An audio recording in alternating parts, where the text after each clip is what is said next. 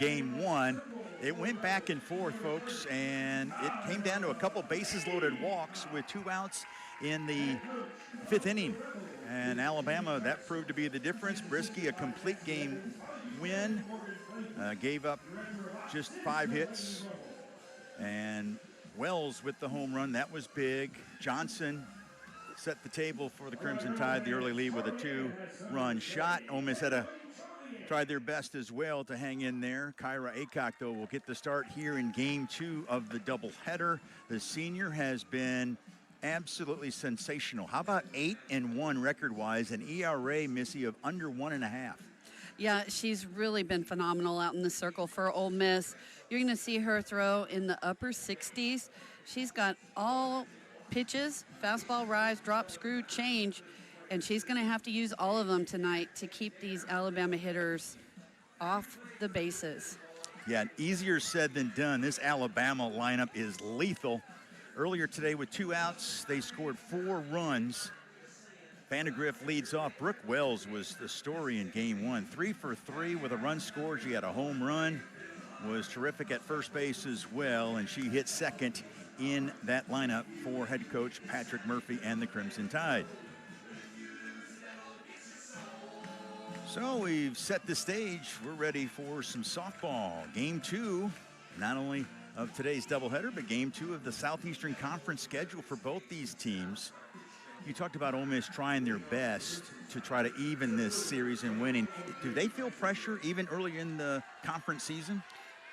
Well, I mean, you could, but you kind of have to try and forget about it and just move on. Just flush that first game and come back and try and do what you do best, and that's keep pounding away offensively, keep getting the job done out in the circle. They've been so good over the last 8 games that you have an advantage by playing at home, and they need to take advantage of that and also the success that they've had.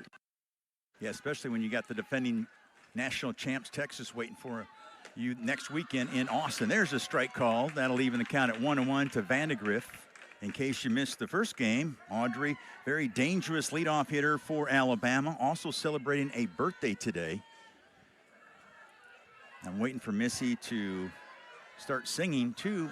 They don't want Kohlmeyer doing it, that's for you sure. No, that ain't happening. I'd scare all 5 fans I have away. There you go, Vandegrift 0 for 2, did walk in game 1. Batting average now at .333. She was a menace all season long last year in her freshman campaign in Tuscaloosa. Set a freshman record with 50 stolen bases.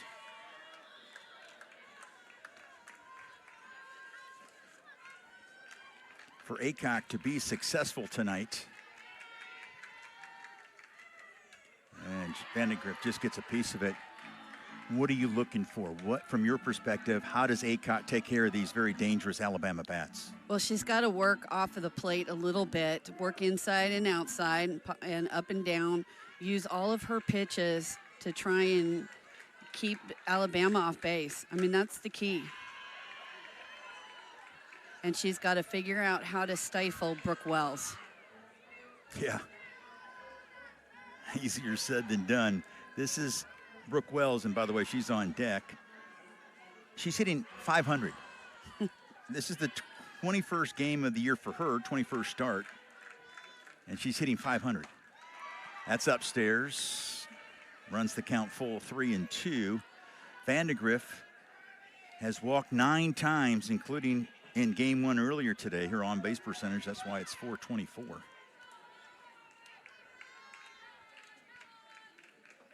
And ball 4, and Vandegrift has done it again. Coaxes the walk, not the start that Aycock and the Rebels were looking for, because now you've got Wells coming to the plate. And it has been a little bit of an issue, walks for Aycock. She had, coming into tonight, had 29 Ks and 20 walks.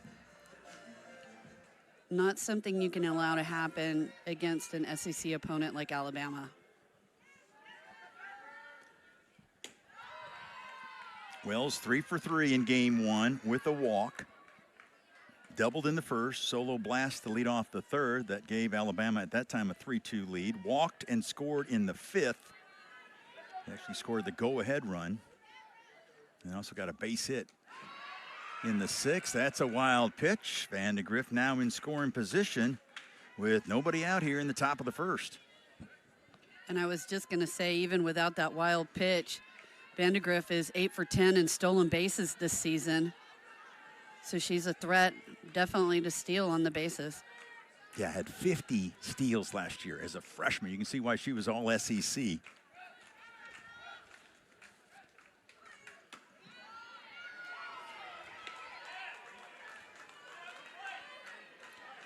Wells is the transfer from Houston, former Houston Cougar, now Crimson Tide standout from Alabama. Started today hitting at 468. Now up to 500, taking a strike there. By the way, Robert Gonzalez is our home plate umpire here in Game 2 of the doubleheader. Brian Crochet is at first. Matt Dial, who was our home plate umpire in Game 1, he's over at third here in this matchup. Hitters count here for Wells.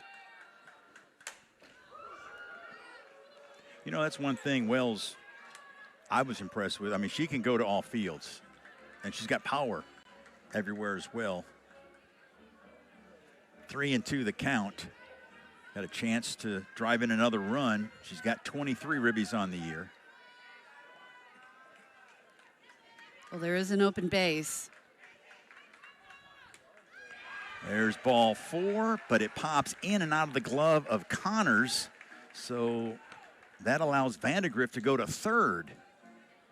So this is not a good start for the Rebels. And yes, and here comes Jamie Traxel and Nancy Evans. You can kind of feel, can't you, Missy, that it was just like not a good vibe. And so they're going to try to quiet things down a little bit here in the top of the 1st because Alabama definitely has something brewing. Yeah, absolutely. And you have to try and calm this down. You have 1st and 3rd now, and I'm sure Jamie Traxel is talking to Rachel Connors about a 1st and 3rd play. And then, of course, Nancy Evans visiting with Kyra Aycock, probably about pitching motion, location. You know, you can't afford to give any free passes to this potent Alabama offense. And already in Game 2, they've given up 2 walks. Yeah, those gifts got them in trouble in Game 1.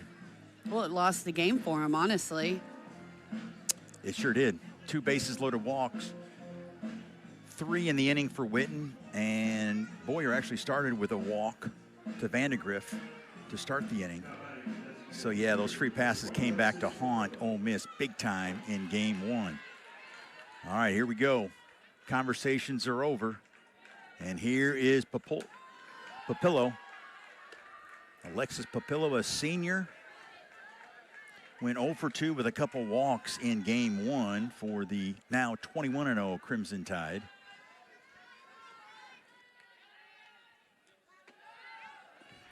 Here she falls behind again against Papillo.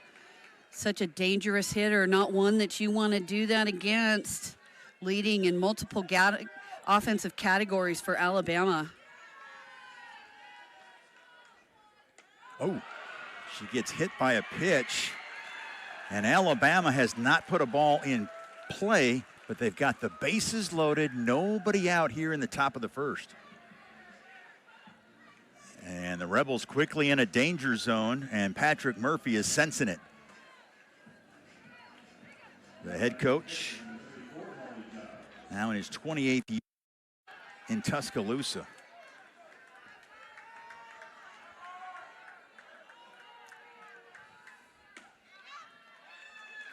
Here's Giles, the Alabama cleanup hitter, hitting a nice even 444. 20 for 45 at the plate so far this year. There's a strike called.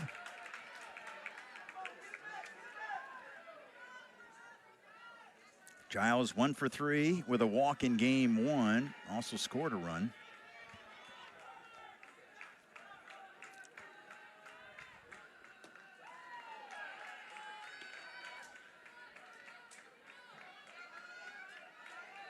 Giles this year with runners on base hitting 500, which is even better, which is hard to do when you're hitting 444. All right, 2-2 the count.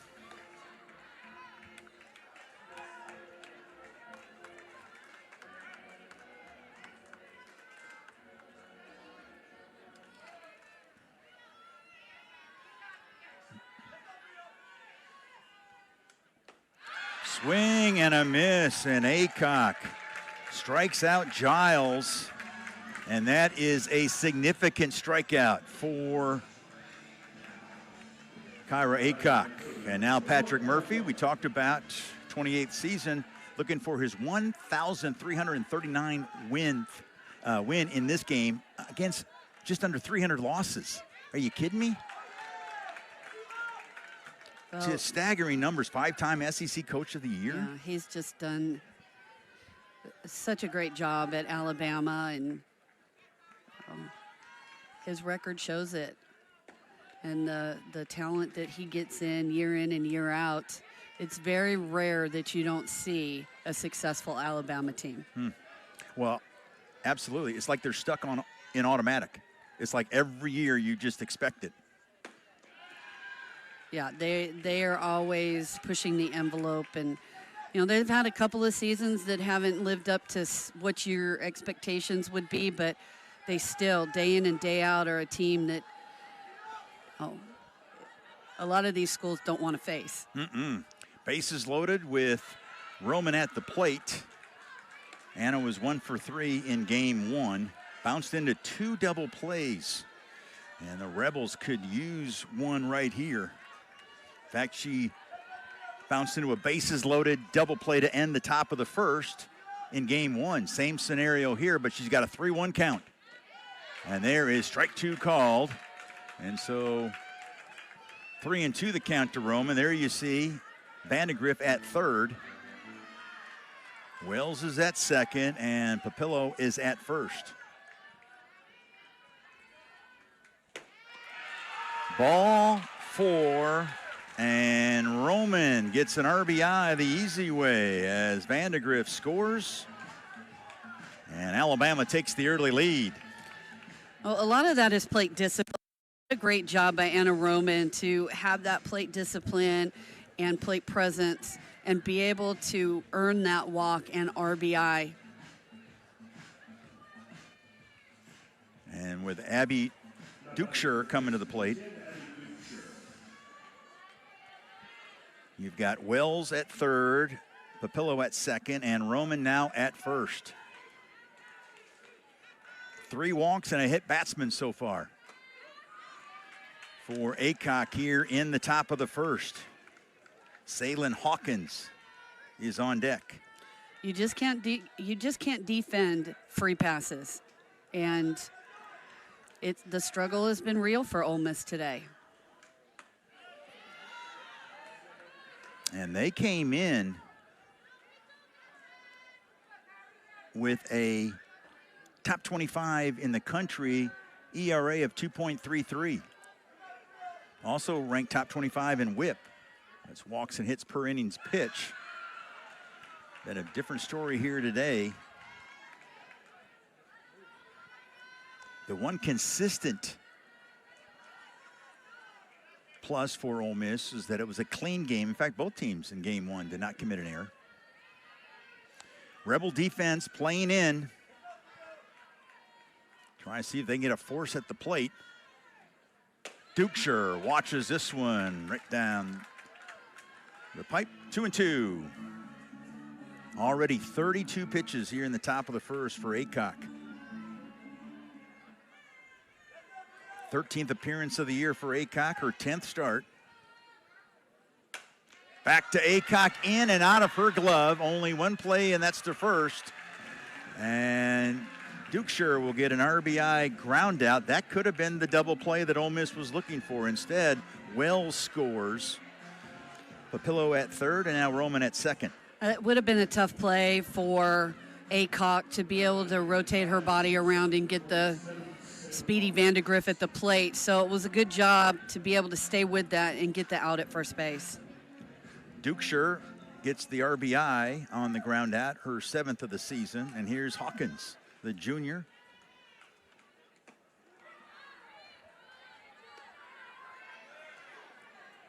Already 2-0 Alabama, and no hits.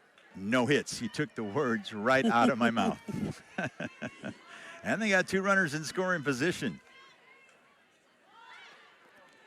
And it's going to be no walk in the park for Ole Miss at the plate either, with Vic Moten getting the start. We'll talk more about her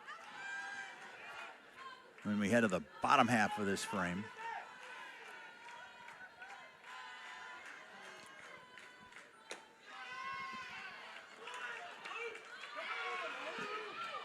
I think some of the fans in the stands, the umpires, if you will, thinking that strike zone has kind of shrunk a bit. You coached in this league, Missy. Well, it's tough when you have to fight the umpires and the other team as well. I don't know if that's what's happening today, but or the second game, but the fans seem to think so.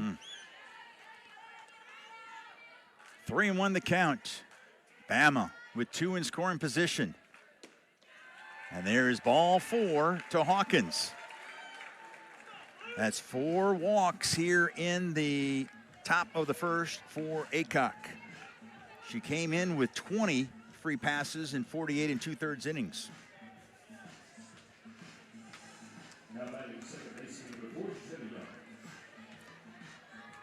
Here's Young, Jenna Young, the second baseman. The 8th hitter to face Aycock. You know, sometimes from a production standpoint in a broadcast, you go into the commercial break with the big hit of the inning, you know, a big play. Well, they've got 2 runs on no hits. There's this, what are you going to put, a bunch of walks? Right. There's a strike called, 0-2 the count. And now the Alabama fans, quite a few in attendance.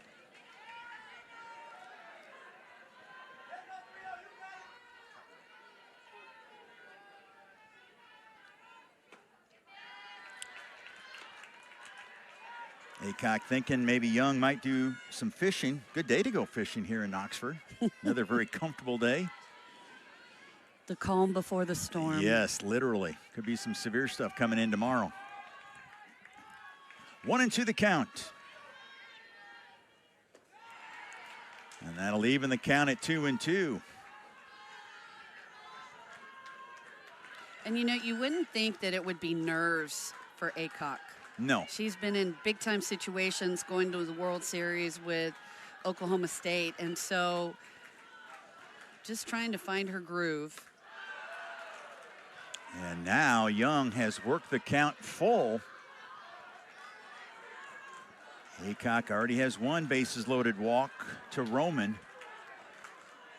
There's nowhere to put Jenna Young with Lauren Johnson on deck. Lined up the middle. Nice play by Mackenzie Pickens, who somehow gets her foot on the bag to get the force on Hawkins. 8 come to the plate. Bama scores 2 on no hits. Ole Miss getting their bats. We'll take Vic Moten, the fantastic freshman in the circle for Alabama here in game 2 of the doubleheader. She has been nothing short of spectacular her freshman season. 9-0 record-wise, an ERA of just over 0.3. What are we looking for out of Moten here today? Well, you're going to see her throw in the upper 60s, low 70s. She's got a drop, a rise. She can use a change if she needs it. She just throws flat out hard. Here's the order that she will face. Taylor Malvin leading off. Cassie Reisner went 2 for 2 in game 1 with a couple runs scored. Also walked. Taylor Roman, you saw her in that lineup hitting 7th in game 2. She had the big 2-run homer in game 1. One of the keys Coach Murphy was talking about to beat Ole Miss is that they have to keep the speedy left-handed hitters off the base path, and they did for the most part that in game 1.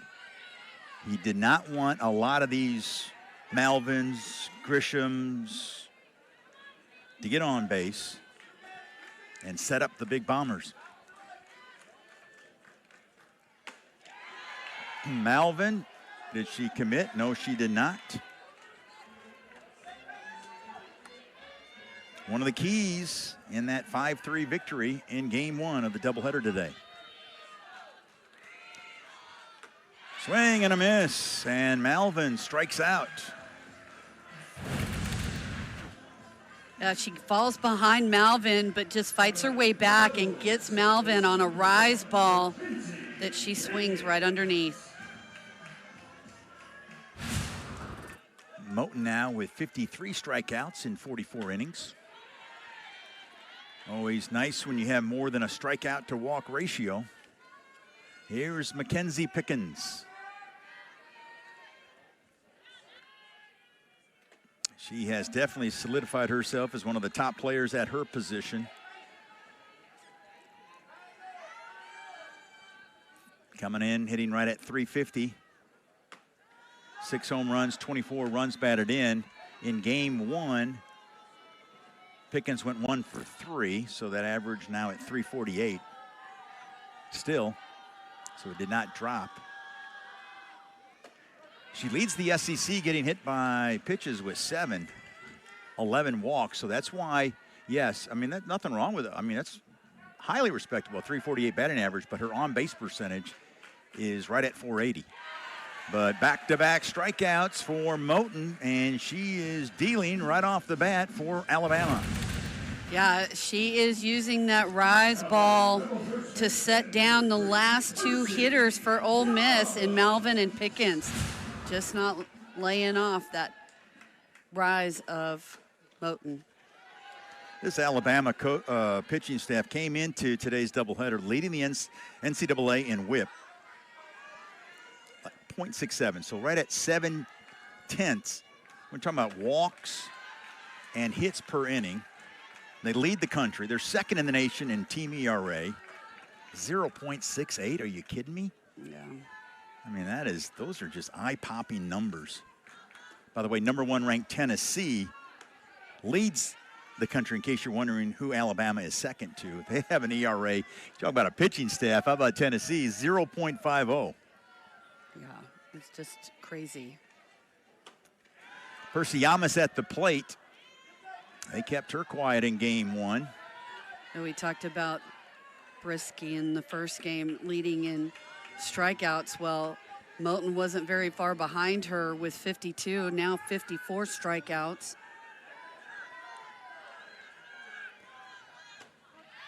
There's a strike called. Yeah, Brisky was the SEC pitcher of the week this week. Last week, it was Moten that picked up the SEC pitcher of the week honor. And there's ball 4, and Percy Yamas is on base. And that is the first time she has reached base against Alabama pitching here today. Went 0 for 3 with a strikeout, a flyout, and a ground out in game one.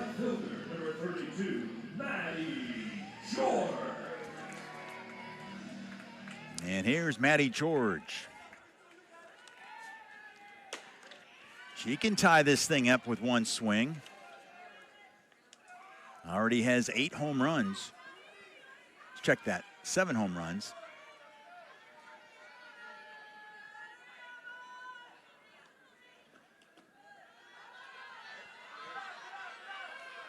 She is tied with Percy Yamas in RBIs with 23.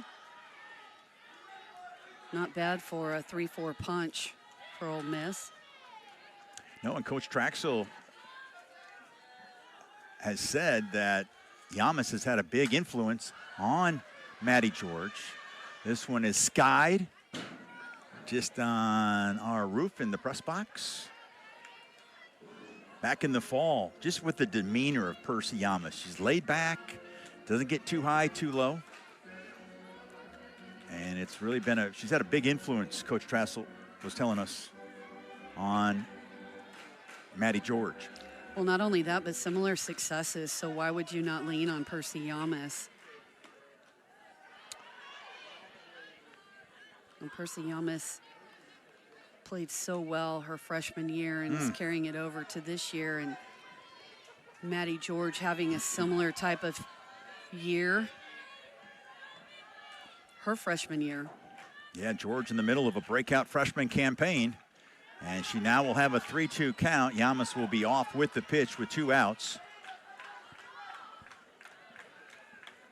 George with a slugging percentage starting the day over 800. That fell to right at 800.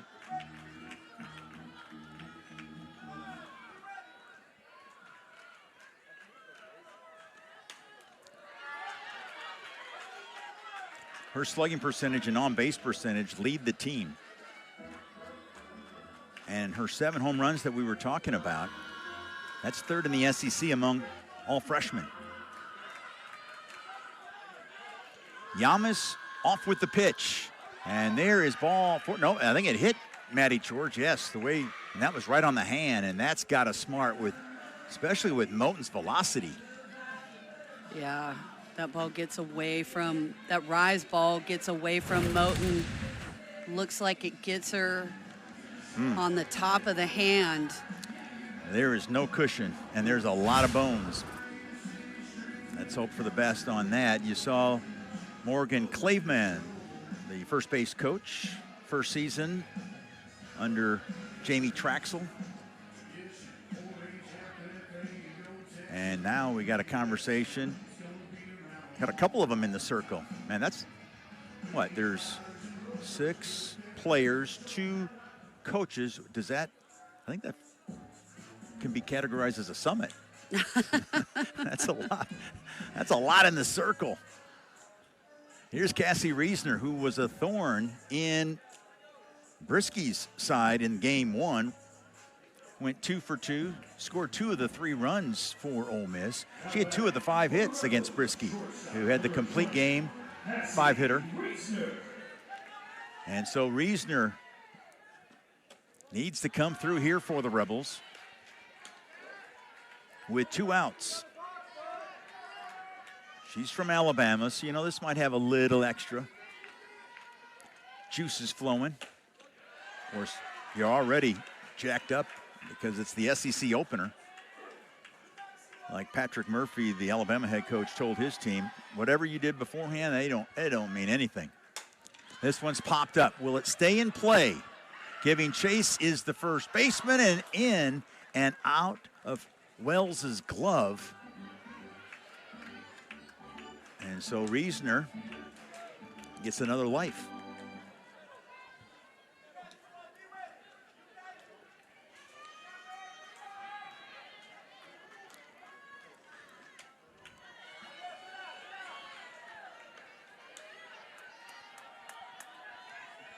Rebels with 2 runners on base. So far, we've had all kinds of base runners, but no hits. Chopped, Moten. Throw to first in time to get Cassie Reisner, and the Rebels leave a pair on base. We go to the second. Alabama with the early lead in game 2 after the Crimson Tide took game 1 5-3. All right. Mic'd Up Monday is here. That was a fan favorite last year. I know it was a favorite in the Kohlmeyer household. It's a lot of fun. You get a different perspective. Will Kohlmeyer hanging out with Missy Dickerson up here in the booth, and you coached in the SEC, so you're familiar. You see some of that, and maybe you get a kick out of seeing something that you see behind the scenes. Oh, yeah, we used to do that. Well, no, that would have been nice. On the Mic'd Up Monday? Yeah. Well, I think it's funny that Courtney Deifel just nailed it on that the personalities and just the intelligence of the coaches in this conference are just, they set themselves apart, and it's fun to hear their perspective and listen to their reactions on certain things. That one clip of Pat Murphy calling the home run shot, that's pretty good.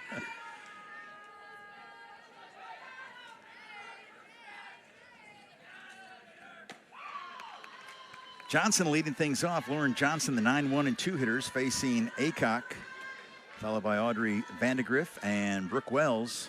We had 7 base runners in the first inning, folks. No hits. 5 walks and 2 hit by pitches, and we got another walk. This game 2 of the doubleheader has turned into a merry-go-round. And I think we're going to have a pitching change here.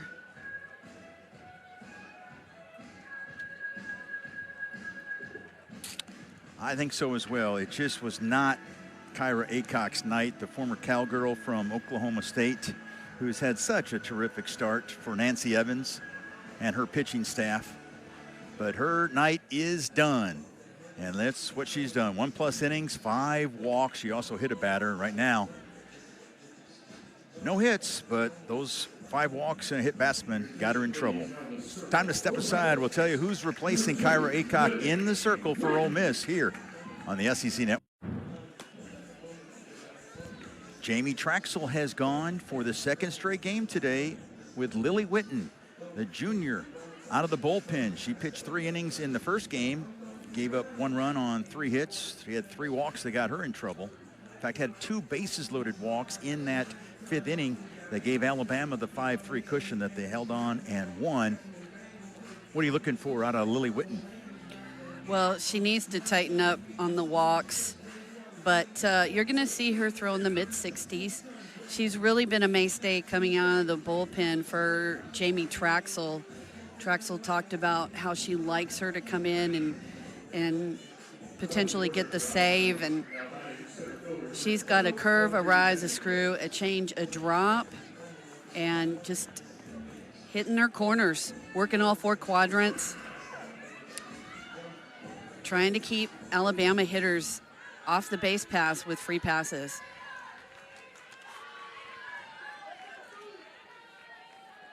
So here's Vandegrift, who started the top of the first with a walk, came in to score on a bases-loaded walk to Roman. 8 base runners so far tonight. None of them have been hits. 6 walks and a couple hit by pitches. Vandegrift shows bunt, pulls the trigger back. Witten, 5-0 on the year. Even giving up that run in game 1 in 3 innings. Still has a sparkling 1.53 earned run average.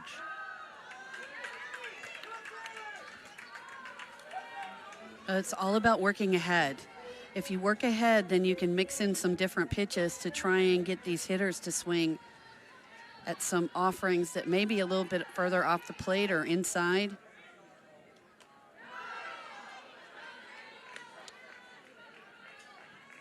Two and two the count.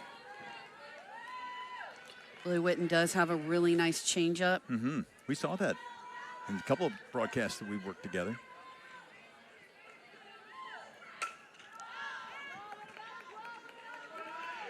There's your car, Kohlmeyer. Golly, I heard a thump, but thankfully I parked on the other side.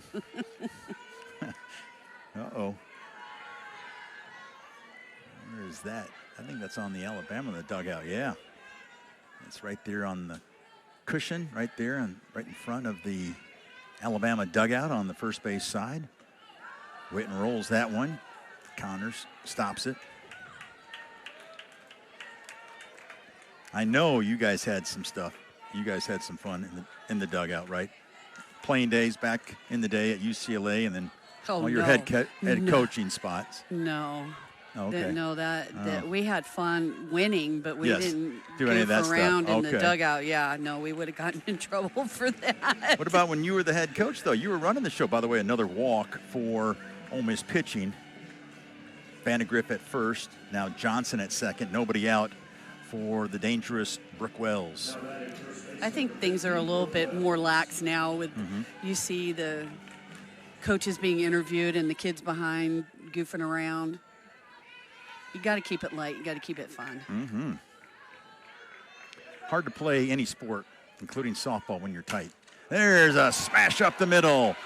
And that's going to score a run as Brooke Wells again comes through as Johnson scores from second. Brooke Wells has reached base now every at bat here today against Ole Miss pitching. But she's just been lights out today. Just so incredible. Had a double, a home run, and a single in the first game. Here she comes up big and gets an RBI single right up the middle. So it's now 3-0 Alabama. Vandegrift is at second. Wells is at first. Wells also walked, I believe, in game one. She did. She did, and she walked already in this one and scored last inning. She was a triple away from hitting for the cycle. Yes. How about that? The triple. One of the most exciting, if not the most exciting play in my book. There's a grounder to the right side. Pickens to Reasoner. The relay not in time, and so Papillo will reach on the fielder's choice. Wells is forced at second. Vandegrift, there you see, she is at third, now with one out. They're at the corners with one out for Giles, who struck out swinging against Aycock, who pitched the first 9 batters. That run, by the way, Johnson scored on that hit by Wells, charged to Aycock. Giles came up last inning with bases loaded. Aycock got the best of her with a strikeout. Went 1 for 3 with a walk in game one. Ole Miss with 7 walks in game one. You know you can't do that against these top shelf teams in the SEC. They will take advantage of the charity every time. Oh, absolutely, and no more so than Pat Murphy at Alabama. You don't have his winning percentage if you don't take advantage. Kind of like in football. One thing getting the turnovers, but you want to get points off the turnovers. Exactly.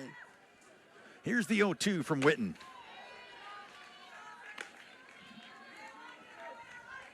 Well, Alabama left 9 runners on base in the first game. I'm sure he had a little conversation with his team about that fact.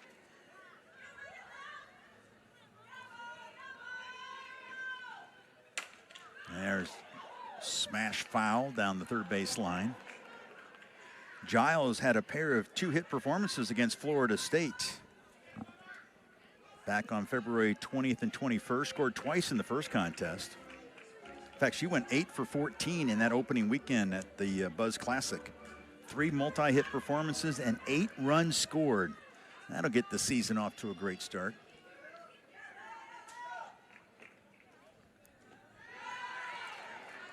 Ole Miss hoping that Giles can hit into a inning-ending double play. Roma is on deck. She bounced into a pair of those in the first game today. Witten gets the swing and a miss. A strikeout of Giles, the first K of the night for Witten. Just a good job. Witten gets ahead, and here she throws this ball on the outside part of the plate, and Witten just can't catch up with it. Pillow takes second on the strikeout.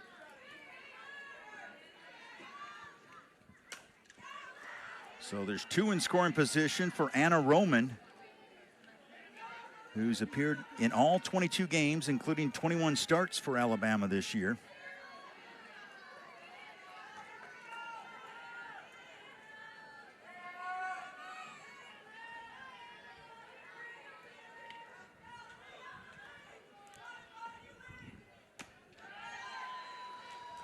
Drove in a season-high 5 runs against Elon back in February. 2-run double and a 3-run home run.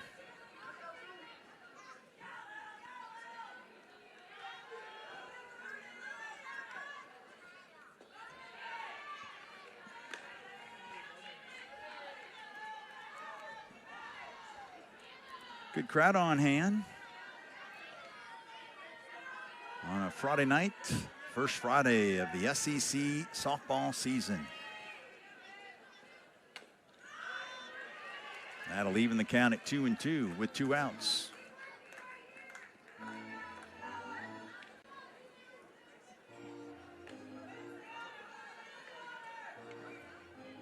Roman, a freshman from Hogarty High School in Florida.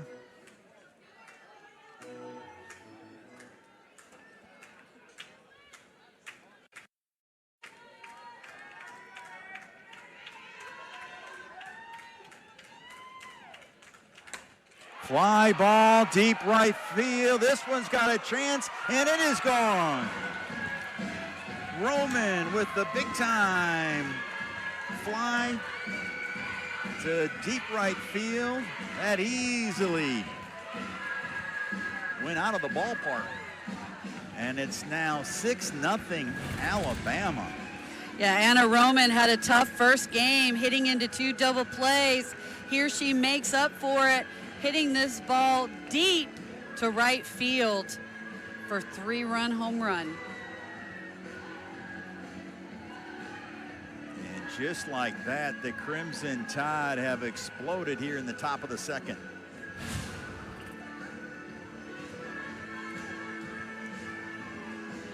Just the second hit of the game for Alabama, yet they lead 6-0. Wells and Papillo scored on that 3-run homer. Here's Dukeshire.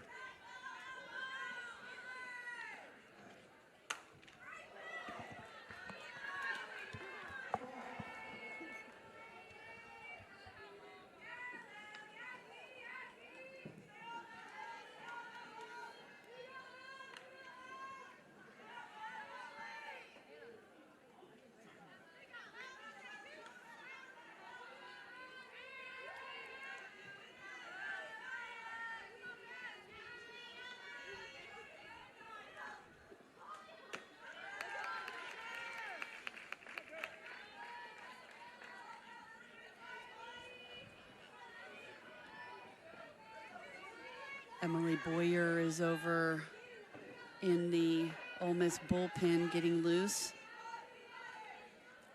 Boyer went 4+ innings in game 1 through 88 pitches. Witten threw 57 in her 3 innings of work.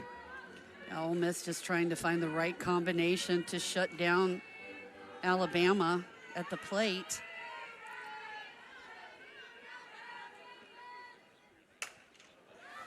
Fly ball, straightaway center field, and coming on making the catch is Malvin, and that will take care of Alabama. But 7 come to the plate.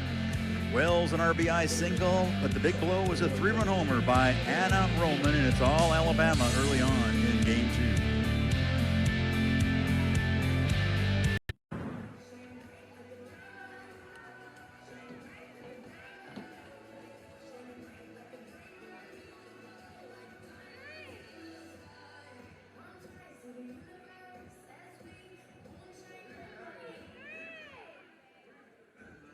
It has an ERA of 0.3. Kennedy Bunker is in for Rachel Connors.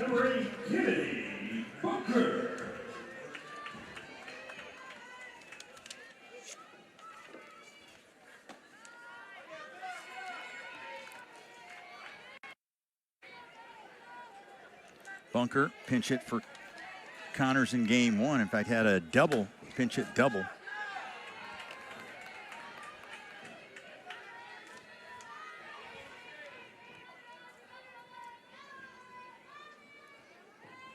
All Mountain West selection a year ago, 2nd team when she was at Fresno State. She hit .330 over 163 games played at Fresno State. That's pretty consistent right there. Drove in 86 runs. Right now, not really interested in home runs. Ole Miss just needs some base runners. You got to start chopping wood, right, Missy? Oh, absolutely. And that's exactly what Bunker does. Hit it in almost the same spot when she pinch hit for Connors in the first game, and she's got another double. Bunker with a pinch hit double to start the 2nd inning for the Rebels. Well, that's exactly what you need if you're Ole Miss. Kennedy Bunker again comes off the bench, like you said, Will, and just gets a double, sticks her bat out there, and lets Vic Moten provide the power. Slides in for a double. So Bunker with a pinch hit double in game 1 for Connors. Here a pinch hit double in game 2. And here's Taylor Roman, who sent one deep into the Oxford sky in game 1 for a 2-run shot in the bottom of the second that tied the game at 2. Took a healthy cut there. Well, if you're Ole Miss, you just have to keep plugging away. You have to try and just string some hits along, push some runs across. Doesn't matter how you do it. You just need to get it done and chip away at this lead by Alabama.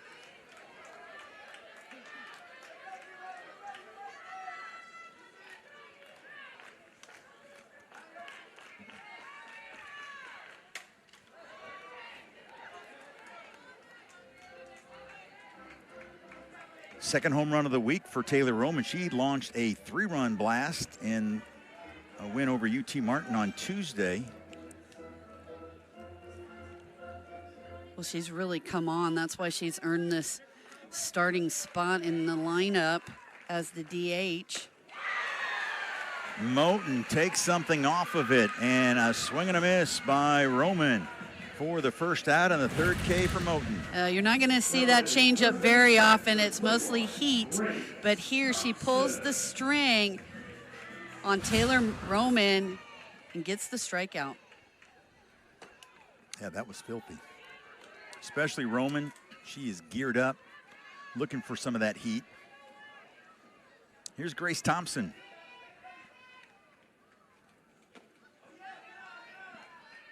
She played long ball against UT Martin on Tuesday. Second home run of the season. She smoked it over the right field fence. Got out of here quick.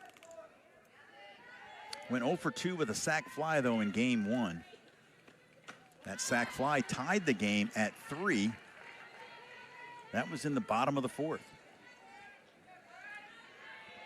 But then Brisky, what was so impressive after that, the last 3 1/3 innings, she only had 1 base runner, gave up a hit to Reisner in the 6th. She retired everybody else. 10 of the 11 batters. That's how you finish strong.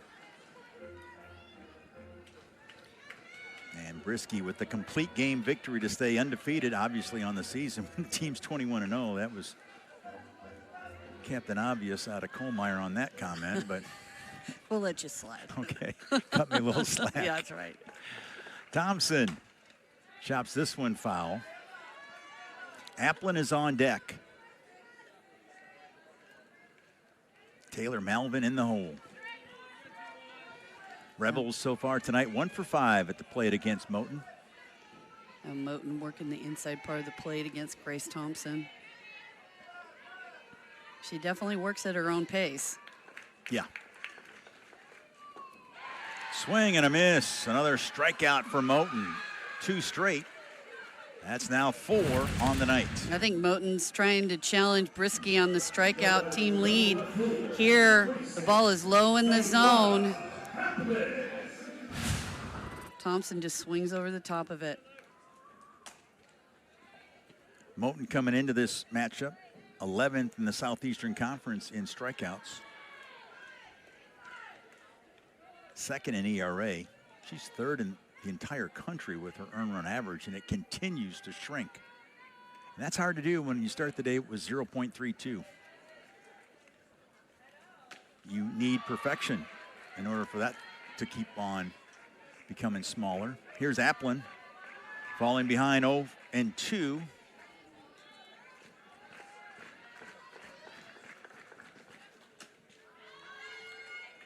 Snap throw down to second, and it was high, but Bunker didn't want to take any chances, down 6-0. I think you have a speedster out there, it'd be a different story. Right. There's not too many catchers that are speedy. No. No.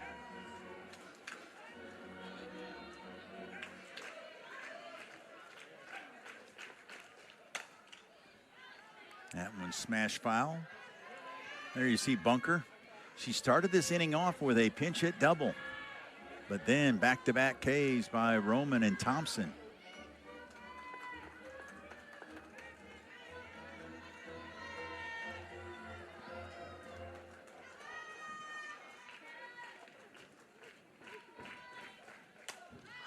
Popped up.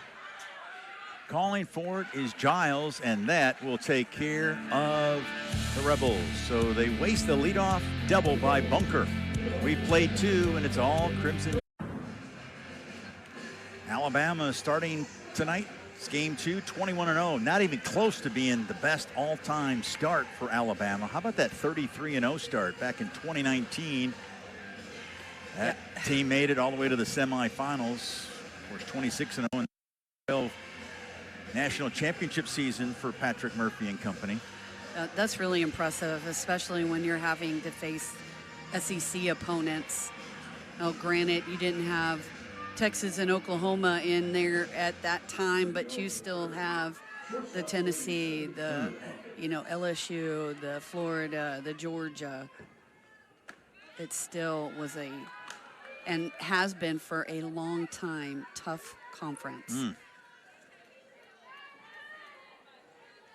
You had to deal with it. How many years here at Ole Miss? 6 years. 6 years dealing with the grind of the Southeastern Conference. There's a little blooper into left center field. That's going to drop for Salen Hawkins. And Hawkins leads off the top of the 3rd with a base hit. She's reached base now both times. It's the 7, 8, and 9 hitters. Hawkins, Young, and Johnson facing the right-hander Lily Witten.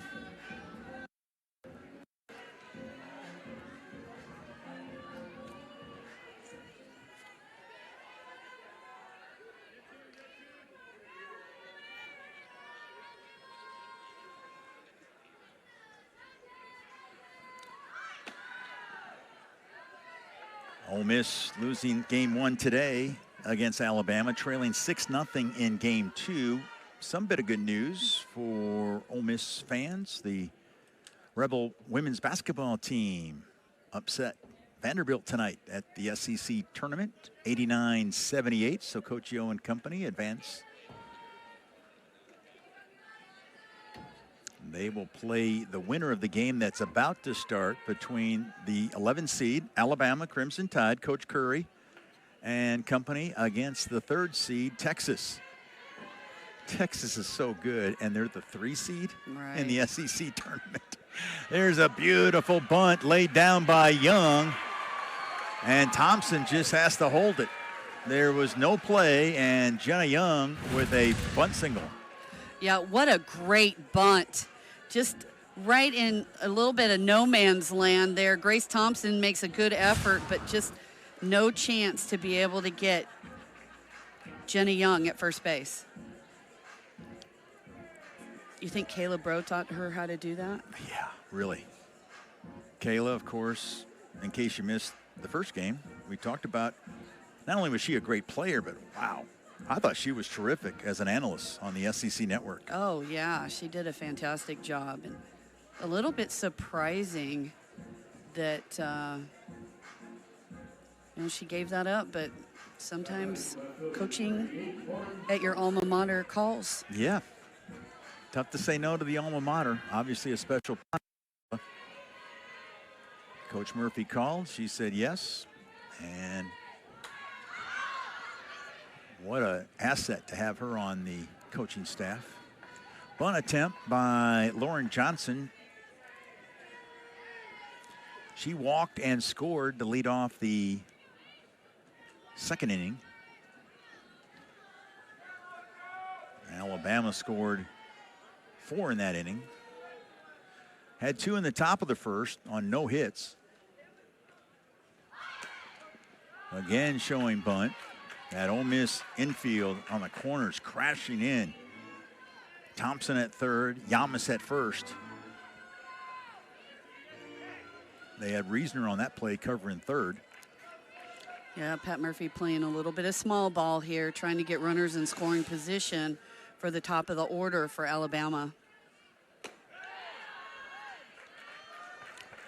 Of course, Johnson, not your typical number 9 hitter, hitting at .457 currently. 457 at the number 9 spot.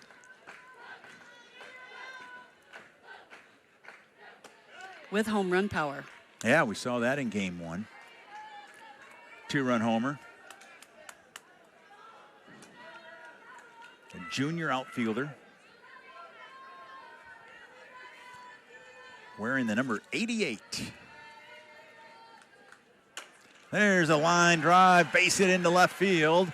And Murphy is holding the runner at third, Hawkins. And so 3 straight hits to start this top of the third. And Alabama keeps its foot on the accelerator. I'm a little bit surprised at Murph because normally he's pushing the envelope. And we've seen him tonight hold up a couple of runners at third base. I'm surprised he's not challenging the arms of these Ole Miss outfielders. You gonna tell him that tonight?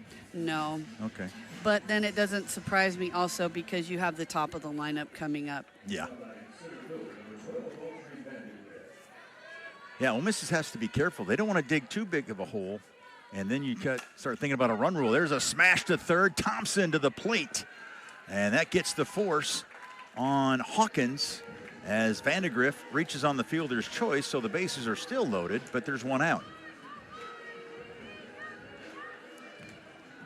Yeah, Kennedy Bunker, who's now in behind the plate, did a good job of picking that throw from Grace Thompson, which was a little bit low. Mm-hmm. Here's Brooke Wells. Yeah, I'd start her with a changeup as well. Good grief. What a day she's having. Well, I mean, let's finish the paragraph, Colmeyer. What a year she's having. Right. 5-10 in the 22nd game of the season. She's just been on fire tonight in both games. Ole Miss pitching has yet to retire her. She went 3 for 3 in game 1 with a walk. She's 1 for 1 officially with a walk in this game. Scored a couple runs. Has driven in a run in this game as well. Think she's seeing the ball well? Golly, it's got to look like a beach ball.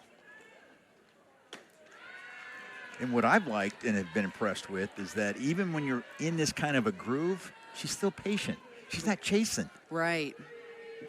She's really disciplined at the plate.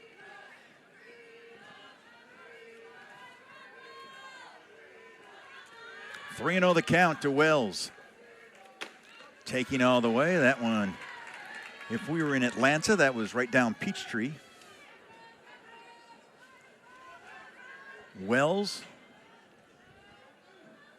with Young at third, Johnson at second, and Vandegrift at first. And it's back-to-back strike call. I understand the first one taking, but I'm a little bit surprised at her taking that second strike. Out of Round Rock, Texas. Started her career at Houston. 3-2 count. Bases loaded, 1 out here in the top of the third. Witten delivers, and a line drive foul. Thankfully, there's some netting in front of the dugout. She almost got Pio. Yeah.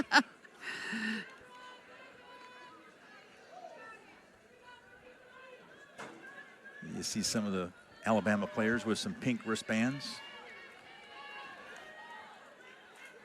A Think Pink day here at the ballpark.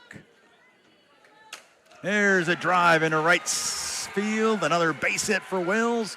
That's going to be a 2-run single for Brooke Wells. And she still has yet to be retired here today. She's driven in 3, and it's now 8-0 Alabama.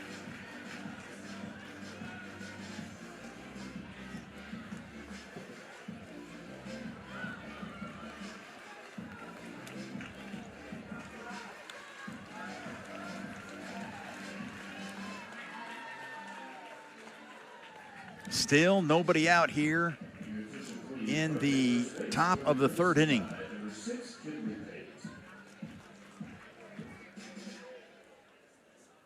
I think we're going to get another pitching change here. It looks like we will have a new pitcher. Alabama leads it 8-0 in the top of the third inning. as Witten's day is done. She pitched in both games here today, and we'll tell you who she will give the ball to next. All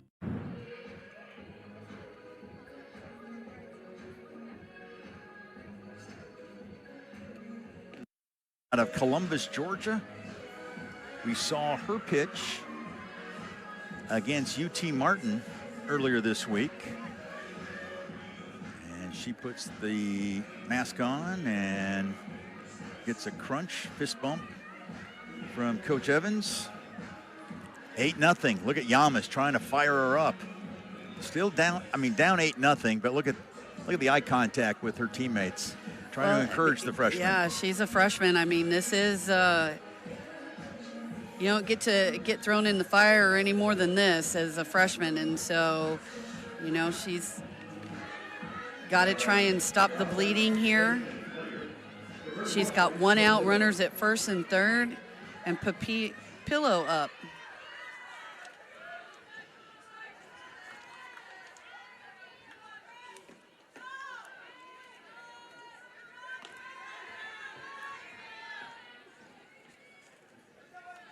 Grayson, a right-handed pitcher, redshirted last season. Her father, Bill, actually played football here at Ole Miss. There goes the runner. No throw by Bunker, and a stolen base for Alabama. That's Pate. That's pinch running.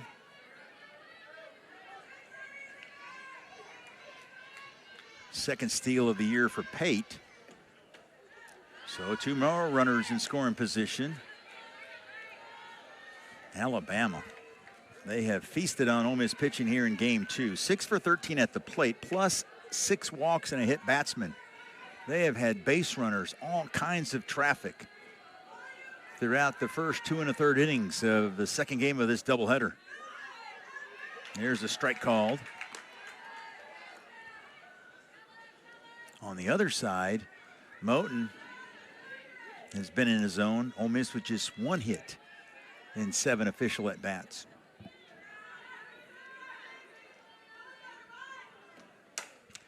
Skied into the air. Plenty of room for Malvin out in center. That will be deep enough to score a run, and Malvin threw to third. It was a little wide, so a sac fly by Papillo. And that scores Vandegrift. 4th run, I should say 3rd run of the inning. And it's now 9-0.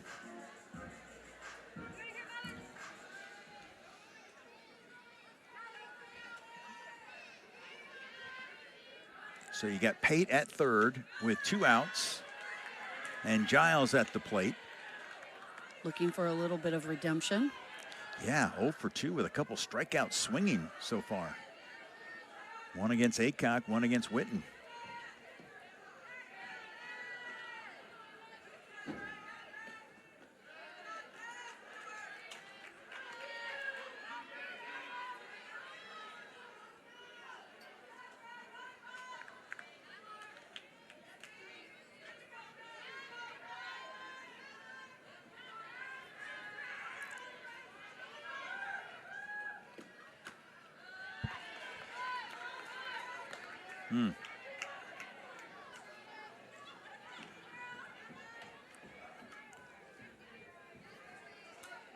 Alabama in great shape to continue this impressive start.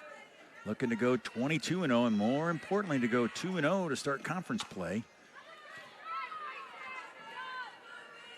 So if they hang on to this lead, they'll take the series and they'll look for the sweep on Sunday. Yep. That will be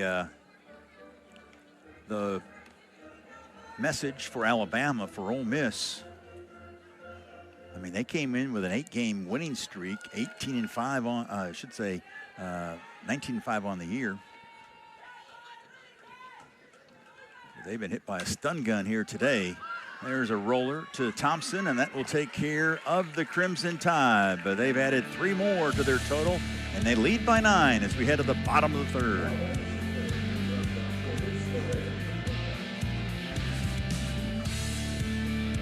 of softball Sunday here on the SEC Network and as always on the ESPN app. Vic Moten has now been staked to a 9-0 lead. And it's the top of the order for Ole Miss. Malvin, Pickens, and Yamas. Will Colmeyer alongside Missy Dickerson. What has been the story so far in this one? Alabama, Alabama, Alabama. On both sides. Offense in the circle. Moten's, even if she gets behind like she is now, she has been coming back, evening the count, and then winning the at-bats, only giving up one hit.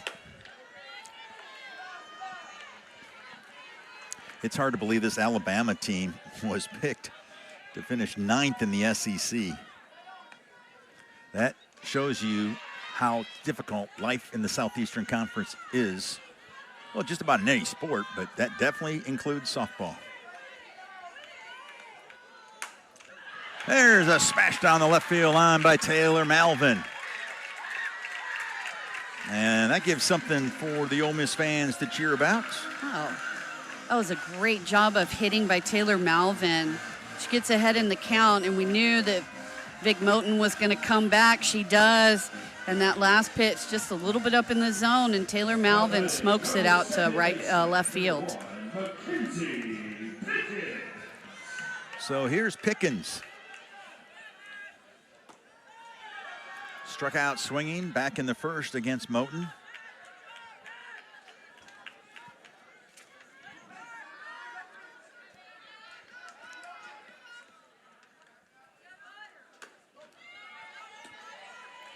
Pickens, whose sister plays at Louisville.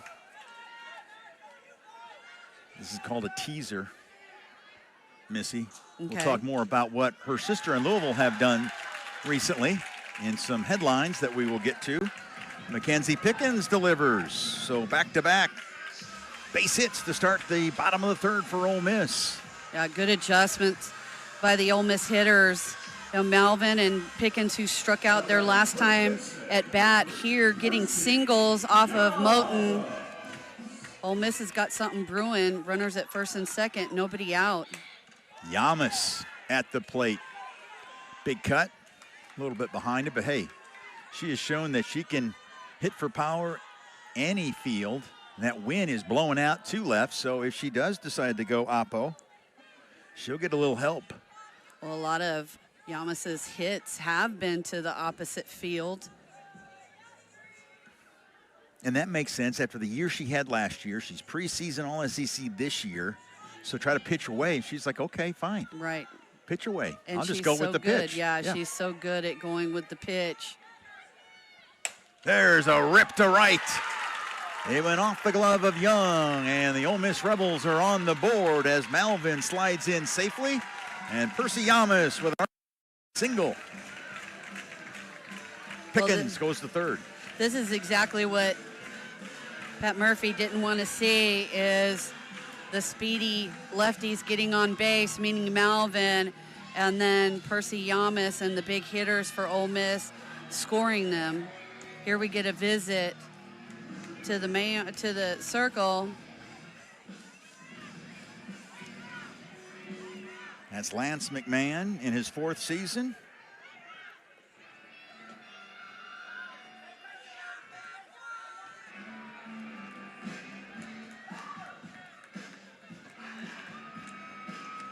Maybe just to make sure, what do you think that conversation was? Didn't last real long. No, but I think she's leaving too much of the ball over the plate. Okay. She's got to work the corners like she was doing in the first 2 innings. Again, it's also adjustments from Ole Miss at the plate. Which is what you expect. And here is Maddie George. She can make things real interesting here in the bottom of the third with one big swing. And she's had her share of big swings.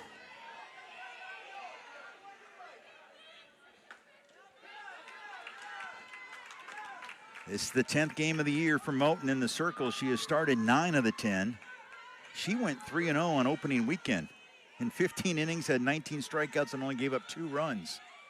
Oh, that hits Maddie George. That's the second time she's been plunked here today, and I think both times have been in the hand. Yep. Inside pitches. In the game 1 was on the hand, and not sure where that one got her. I think this got the arm guard. No. No, I thought it was. No. On her left arm. Yeah. Well, she's going to have a couple of bruises tomorrow.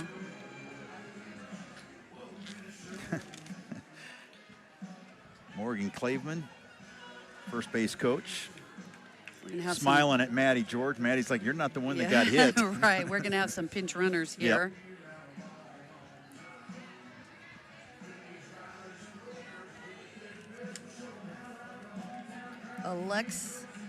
Alexa Rosales at first for Maddie George.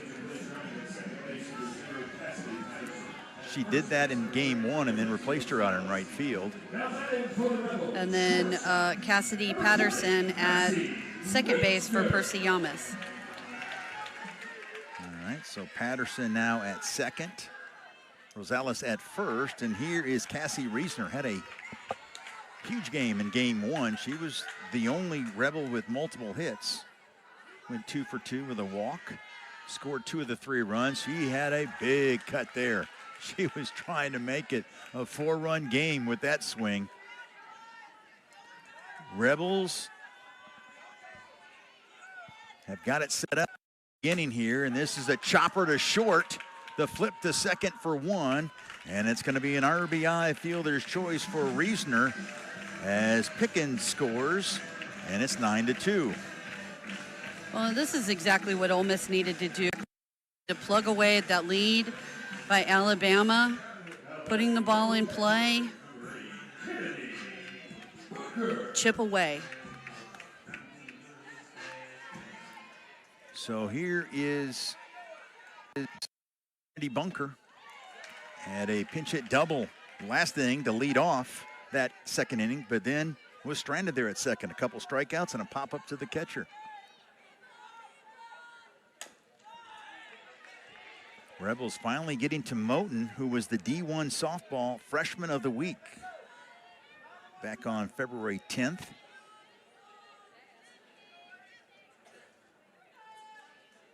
Through 3 innings as part of a combined no-hitter with Hodges in the season opener against Villanova. And there's strike 3. So Bunker is caught looking. 5 strikeouts now for Moten. Yeah, just a nice pitch at the knees on the outside part of the plate. I don't think Kennedy Bunker thought that was a strike. Here's Roman, struck out swinging back last inning.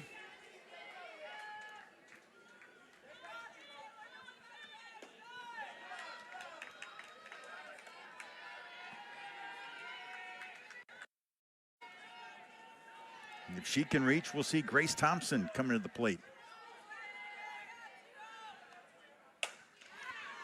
Smash to the right side. No problem for Young, and that takes care of Roman. But the Rebels get on the board. They scored a pair. We've played 3. Alabama still leading by 7, going for the sweep of this season opening doubleheader.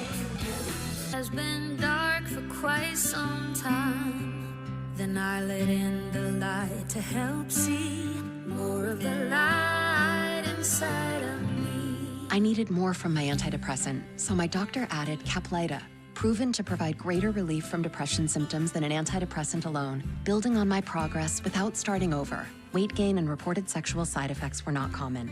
Elderly dementia patients have increased risk of death or stroke. Caplyta is not approved for dementia-related psychosis. Call your doctor about new or sudden mood changes, behaviors, or suicidal thoughts right away. Antidepressants may increase these risks. Report fever, confusion, stiff muscles, which may be life-threatening, or uncontrolled muscle movements, which may be permanent. High cholesterol and weight gain may occur, as can high blood sugar, which may be fatal. Common side effects are sleepiness, dizziness, nausea, dry mouth, feeling tired, and diarrhea. These aren't all the side effects. Ask your doctor about Caplyta. Help see more of the light inside of me.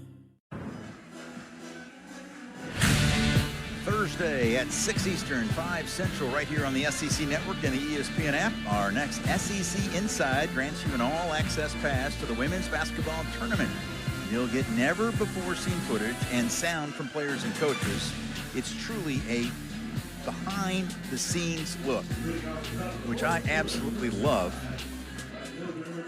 Speaking of the SEC Women's Basketball Tournament, Ole Miss, a winner over Vanderbilt tonight by 11, and Alabama getting ready to start their tilt with Texas. Coach Curry and the Crimson Tide, back-to-back wins the last 2 nights, looking for the upset of Texas tonight, the 3 seed. Alabama looked very impressive last night in trouncing Tennessee. Here on the softball field, Roman leads off. She put one in orbit last time up. A 3-run blast. Got some SEC updates from the softball world. Texas beat South Carolina 4-2. All right. Tennessee remains undefeated, beat LSU 5-0. Texas A&M lost to Texas State 3-1, so they're still in non-conference play. Sun Belt team, Texas State, soon to be a Pac-12, Pac-10, whatever you call it out there now. Really? Texas State, yeah, they're going next year. Yeah, Bobcats. Mississippi State is in non-conference play, 3-1 over South Alabama. Georgia beat Arkansas 7-2. A lot of good games out there. SEC opening weekend. Jordan facing Roman, Dukeshire, and Hawkins here in the top of the 4th. Popped up, right side. Right on the outfield grass is Pickens. And Roman is retired for the first time here in game 2. 1 out in the 4th. Will and Missy Dickerson, and Missy, that 2 spot by Ole Miss in the bottom of the 3rd is big. You got to start chopping wood sometime, but also you want to keep it within 8 to try to extend this game. Last thing you want to do is get run ruled. That's exactly right. Grayson Jordan here facing Dukeshire, who went so far tonight 0 for 2 against Aycock, the starter. She had an RBI ground out against Aycock in the 1st and then flew out to center to end the 2nd. That was against Witten. Grayson Jordan has come in. Has retired all 3 of the batters that she has faced. Of course, Grayson's family now saying, okay, looking for the Kohlmeyer curse. But she has looked, in fact, she's looked a lot better than she did against UT Martin in the game that we saw earlier this week. Well, you know, success breeds confidence, and even though she struggled a little bit in the UT Martin game, she's come in today and done a good job. Just her 3rd appearance of the year. A soft liner, stabbed by Reisner. She'll throw over to first anyway, but that's the 2nd out. And Jordan looking for a clean 1-2-3 inning. That has not happened tonight for Ole Miss pitching. Let's look back to game 1's score sheet. And it only happened once. That was in, nope, check that twice. In the 4th and in the 7th.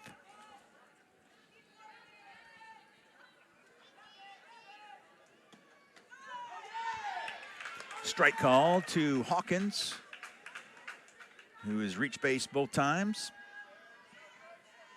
Helps scoot that on base percentage now up to .414.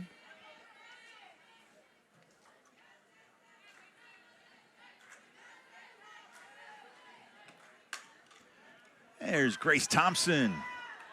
Slings it over to take care of Hawkins, and a 1-2-3 inning for Grayson Jordan. We're halfway home here in Oxford, Alabama, leading 9-2. Me to be a part of the broadcast. I know that you feel the same way, Missy, and of course, what a year it was last year for Ole Miss as they found themselves, earned a spot in the Women's College World Series for the first time. Here's Grace Thompson. leading things off. That looks good. Left field wall. I know Ole Miss fans have been clamoring for that trip to OKC. There's a strike call. Boy, Moten made quick work out of Thompson. Second time Thompson has struck out to Moten here tonight. One swinging, this time caught looking. Yeah, and that was 3 quick pitches. And there you go. Some of the softball storylines. Grand Canyon continues to make history with their record start.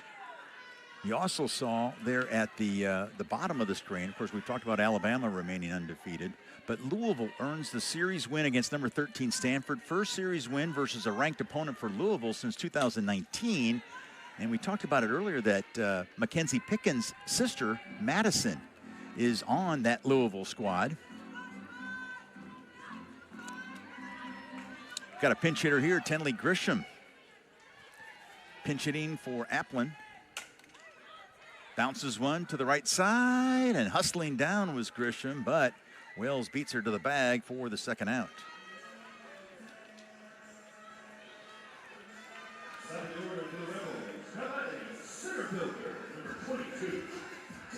Much better inning for Vic Moten. Working ahead, getting 2 quick outs of Ole Miss. And now Patrick Murphy is coming out to talk to the home plate umpire.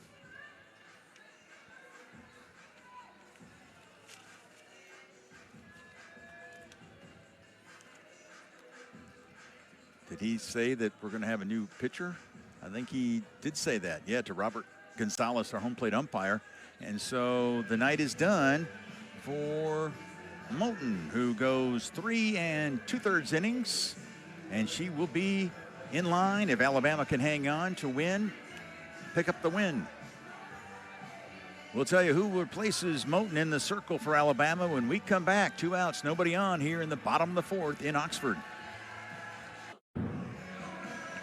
Caitlin Palazzi is the new pitcher. How about that kind of start for the freshman? 4-0 record, Missy, an ERA just north of 1. Look at that strikeout to walks ratio, 29-4. Yeah, she's really come in and done a great job as a freshman. You're going to see her throw in the mid-60s. She's got a rise, a curve, and a great changeup. Will work both sides of the plate. Facing Taylor Malvin with 2 outs, nobody on.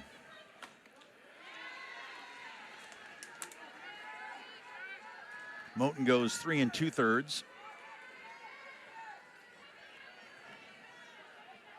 Gave up 2 runs on 4 hits.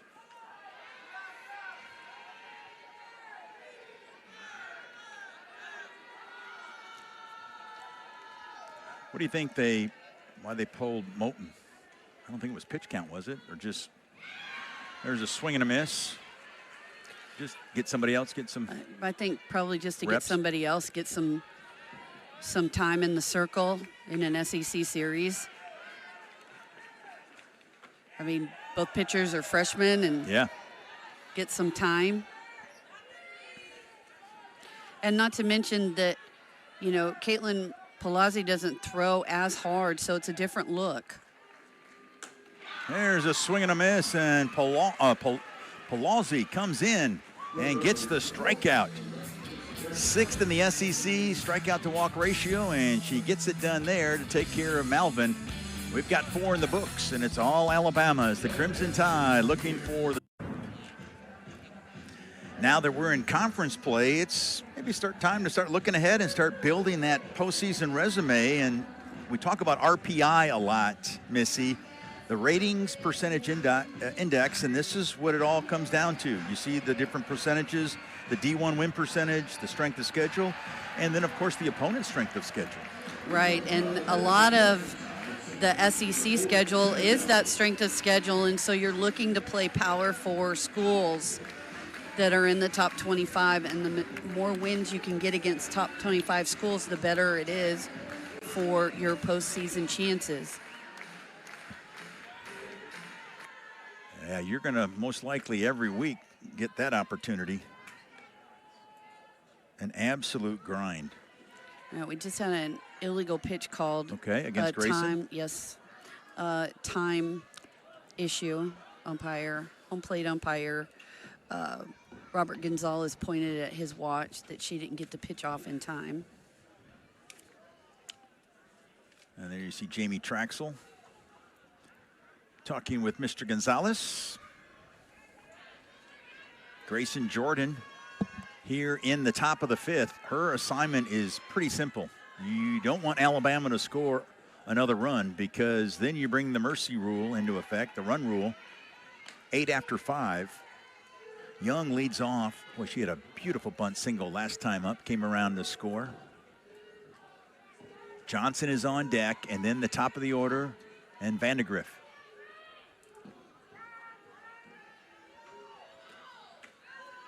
Well, you talk about RPI and expand on that just a touch. That's why you have the mid-majors trying to play all of these Power 4 schools, because that just looks good on their resume, especially if they can get a victory. It's like when Miami, Ohio came in and,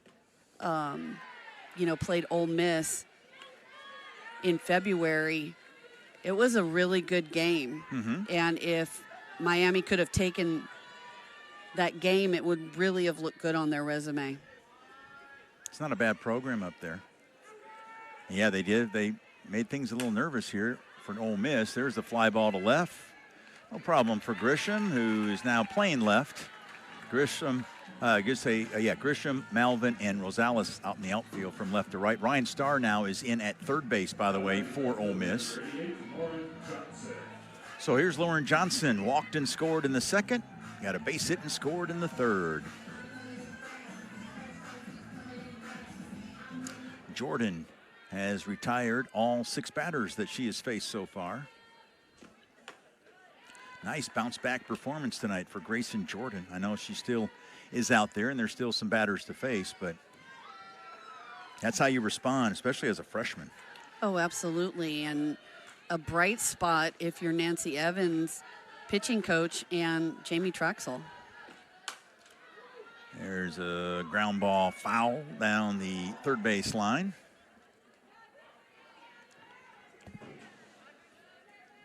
Johnson hitting at 472 in the 9-hole. My goodness. We've talked a lot about that tonight. What a presence she is in that number 9 slot. And she pops one up. Center field. Malvin makes the catch for the second out. What do you think been some of the keys for Jordan here tonight? I know she maybe doesn't throw as hard as what we have seen earlier. Well, she doesn't throw as hard as Lily Witten, but she's come in and she's worked both sides of the plate. Looks like she's been using that drop ball effectively because the hitters are getting underneath it and popping it up. Yeah, they've had a hard time timing and finding that sweet spot against Grayson Jordan. Here's Vandegrift. Walked a couple times.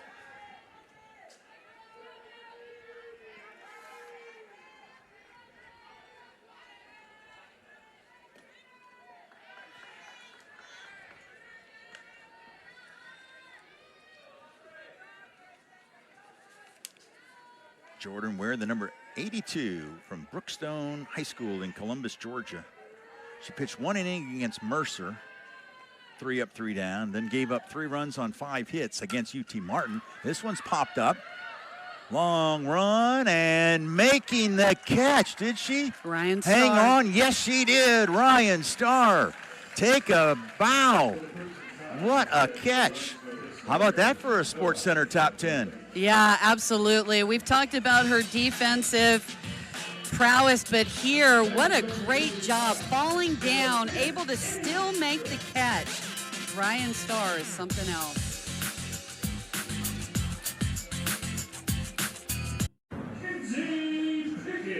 What's coming up for Ole Miss? They've got these Crimson Tide Sunday afternoon at 1. Looking forward to being a part of that broadcast, as unless Ole Miss can have a rally to try to even this series, Bama will be looking for the sweep. Then next week at Texas, you saw that midweek game. They're at North Alabama, but tough road for the Rebels. Here's Mackenzie Pickens leading things off for Ole Miss here in the bottom of the 5th. Thanks to Jordan, a 1-2-3 inning. She has kept Alabama from getting at least an 8-run lead to bring a run rule into effect. And now Pickens and the Rebels trying to hack away and trying to get a couple more runs on the board.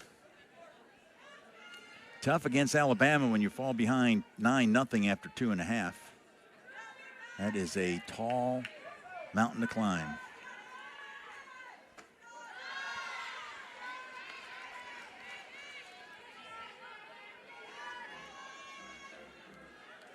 And one of the things that Jamie Traxel has commented on is the taking of so many strikes. We've seen a lot of that tonight, just not being aggressive on the strikes that you're seeing.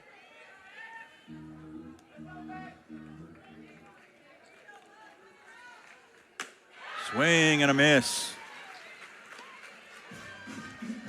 And a strikeout. Second of the night for Pelosi. And the second strikeout tonight for Mackenzie Pickens. This ball up in the zone.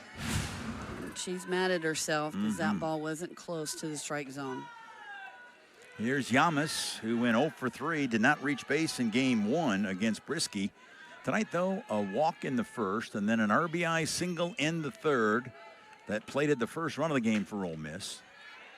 That RBI for Yamas, a team best 26.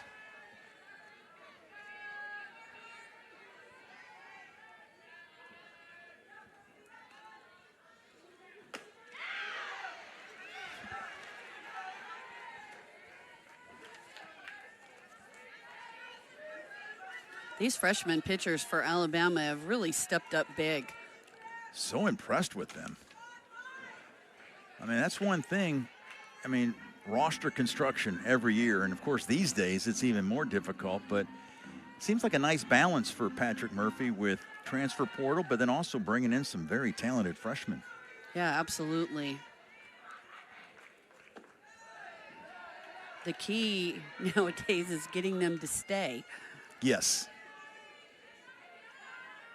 Yamas tied a singles season record with Aaliyah Binford last year with 55 runs batted in, and she reaches base here with 1 out in the 5th. Second team All-SEC last year, preseason All-SEC this season, and Yamas is the runner at first with 1 out. And here's Maddie George, who re-enters. She was pinch run by Rosales back in the 3rd. Rosales then stayed in and played right field. And George re-enters in that cleanup spot. They've come from all ages to this SEC opening doubleheader with the pending weather. Some storms are in the forecast, a lot of rain. So that's why we're here today, and then we'll wrap up the series. Right now it's scheduled for 1 o'clock on Sunday. Another SEC Network Plus broadcast, which means you can watch it like you are tonight on your ESPN app.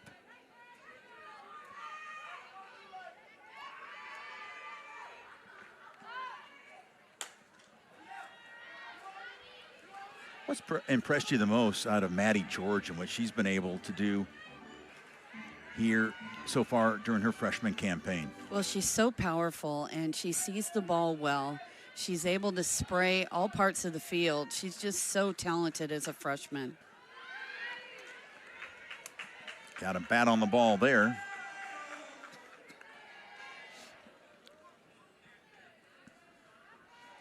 Yeah, I think so far so good. When you're hitting .435, slugging percentage right at .800,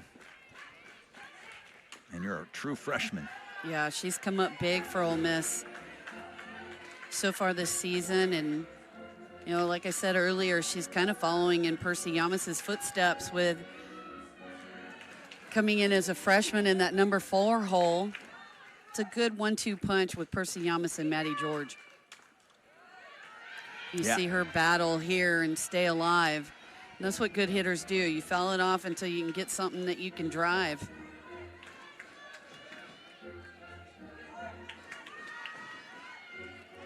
Like the baby shots around the stadium here tonight.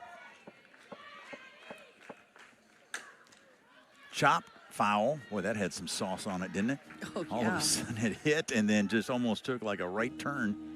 Spinner. A spinner. Those babies are sacked out, though. Yeah. Well, it's just a little Past over. their bedtime. Yeah. I wonder if they got here at 3 for game 1 of this doubleheader. That's a long at the ballpark for Past these. my bedtime. Popped up. Change-up offering from Palazzi. Maddie George doing a really good job of staying alive.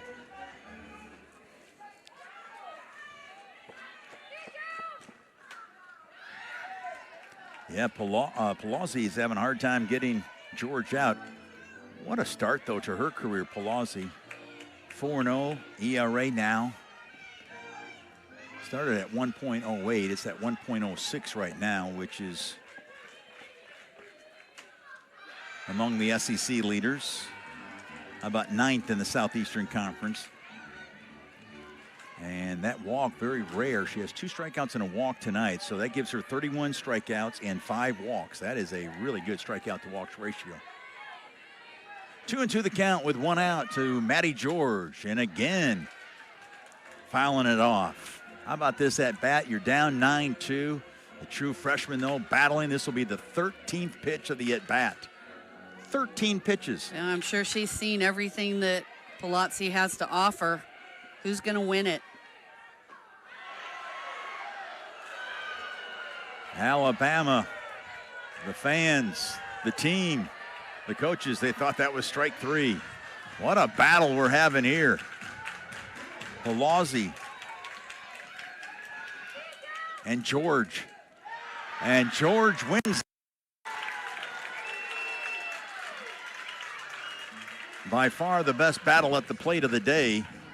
And Maddie George been hit by 2 pitches and now coaxes the walk. And here's Reisner, and she's got some pop. If she could uncoil on one of these pitches, we'd have ourselves a game again. And she has 4 home runs, 22 RBIs. You know, there's a reason that she's in that 5 hole to back up Maddie George.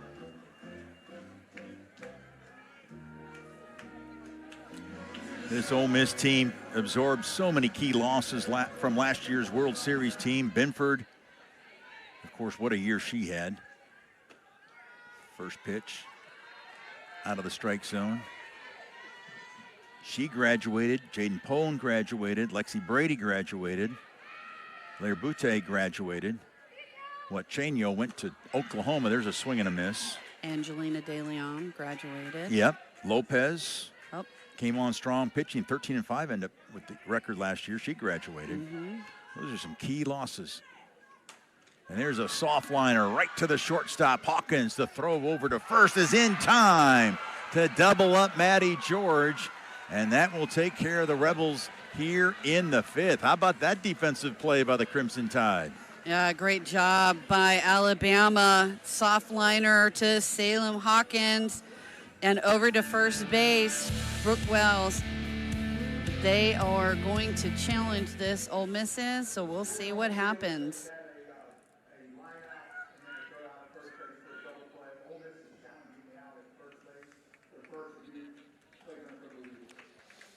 So hang on, no commercial break yet as Jamie Traxel going to challenge it.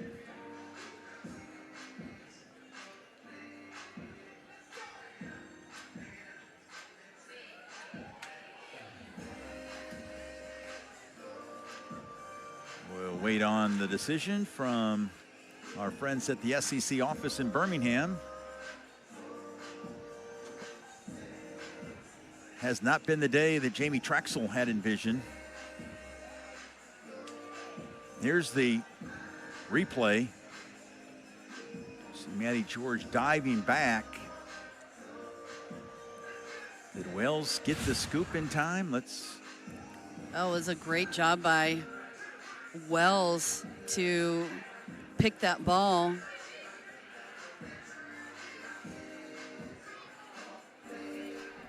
After further review, the call on the field stands. Runners out. It's Ole Miss first challenge. 1 remaining. One of those days at the office for Jamie Traxel. And that will end the bottom of the 5th for the Rebels. We head to the 6th, Alabama leading 9-2.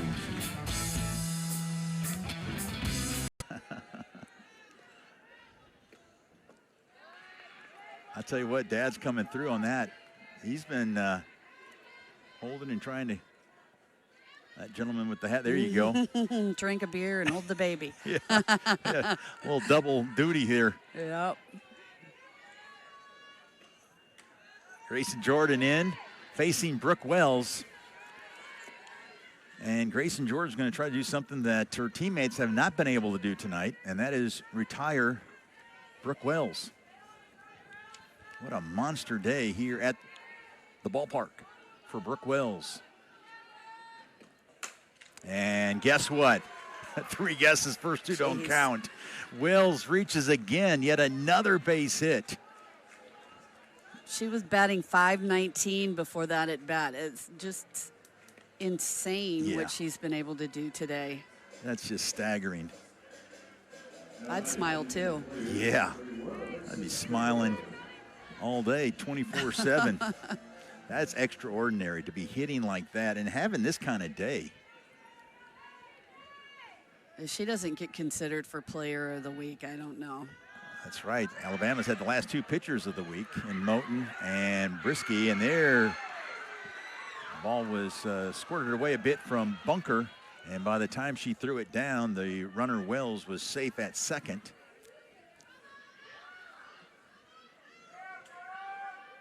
So Alabama, very important, getting a runner in scoring position. Remember, anytime a team is leading by 8 after 5, you can end it early, and there's a smash to right field by Papillo. And that one gets past the right fielder, and it's going to roll all the way to the wall. And the throw to the plate is not in time. And Papillo circles the bases. And Alabama, they just explode with all kinds of smiles, and why not? Check this one out. Yeah, Papillo gets a base hit out to right field. Who is that out there? Is that George? Maddie George misplays that and comes all the way around to score on the error. Yeah, so you give her a single, and then she advanced to second on the fielding error. Wells scored the RBI, and then, of course, she comes around and scores as well. That's a 3-base error. Yep, 3-base error. 2 big run score for Alabama, though. Now 11-2. And Rosales had been out there, but Maddie George was put back in to bat, so she goes back into right field. And to her defense, she's a first baseman by trade. But, I mean, with Maddie George with that bat, I mean, you find a place for her. Right. You're not going to, obviously, take Yamas out of the lineup. Well, and she's got such a strong arm, too, so no surprising that they put her in right field. Just mishandles that, unfortunately. And it was so hard hit that it rolled all the way to the fence. Yeah.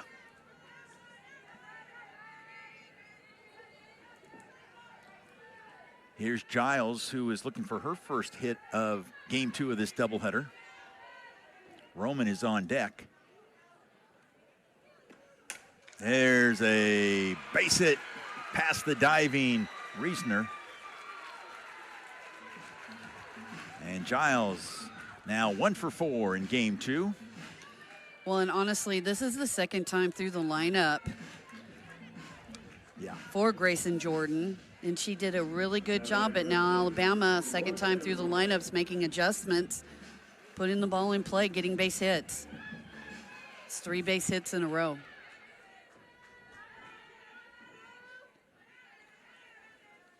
Here's Roman. Hit her 8th home run of the year earlier in this game, a 3-run shot in the second, part of a 4-run second inning. Bama scored 2 in the first, 4 in the second, 3 in the third, and then Jordan did a nice job, threw up a couple zeros, and now 2 runs here in the top of the 6th.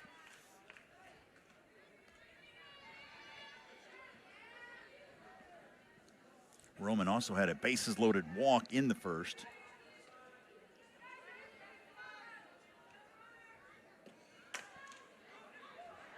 Down the left field line, foul.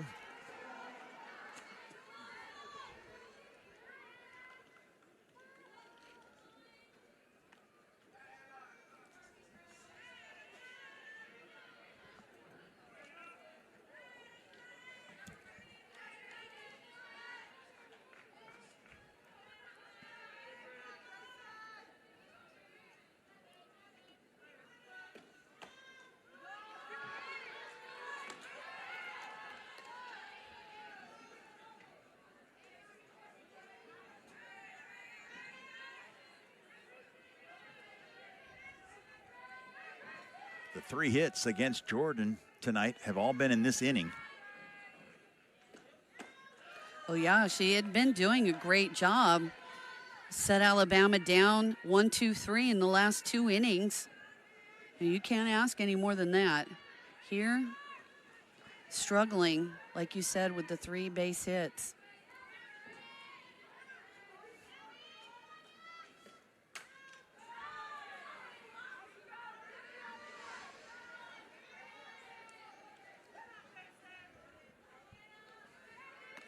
I know Wells has done a lot of heavy lifting here today, but boy, they've got some weapons throughout this lineup for Alabama. I mean, they start just one player that had a batting average under 300, Dukeshire, and there's a walk to Roman. This is the longest outing for Jordan in her redshirt freshman season.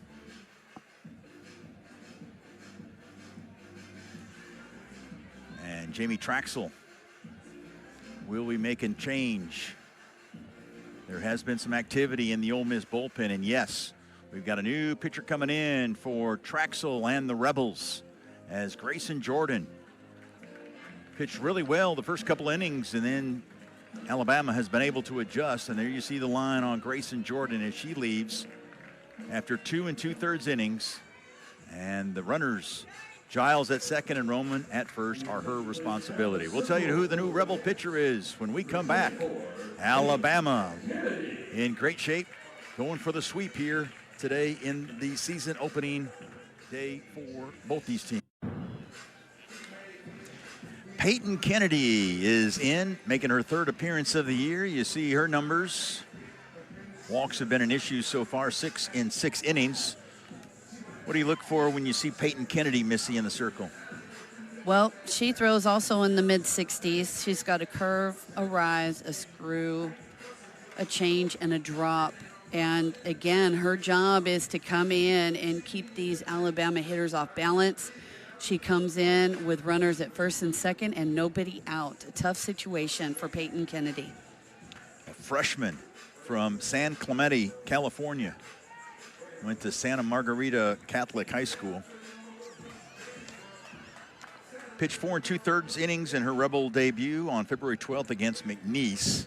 Went 1 1/3 at Louisiana. Giving up 5 runs, 9 hits in those 6 innings. Couple strikeouts. Ole Miss baseball across campus, now winning 12-0 over the Purple Aces of Evansville.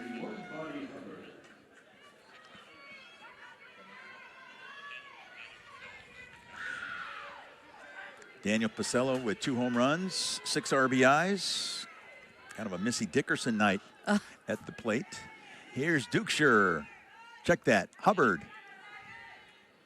Hubbard now hitting for Dukeshire. Saw her in game 1 of the doubleheader. The sophomore hitting at .320.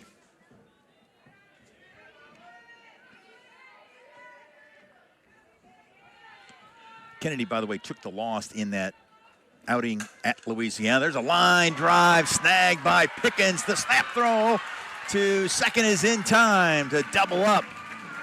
Giles, how about that play by Mackenzie Pickens? Yeah, what a great read by Mackenzie Pickens, robbing Monty Hubbard of a base hit, just out, and has the presence to throw over to second base to get Marley Giles. So, would you call that a Mac attack? Hey, why not? That was a fantastic play. Yeah, it really was. Got another pinch hitter as Coach Murphy getting a lot of folks some playing time. This is Taylor. We saw her pinch hit. Ambry Taylor, freshman infielder in the first game, was retired. Hitting at .429 on the year, though. 6 for 14.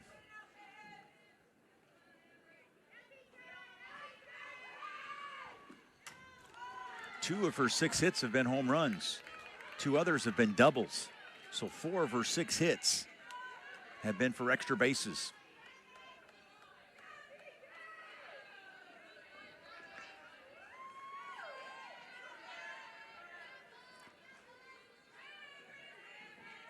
Driven in 7 runs.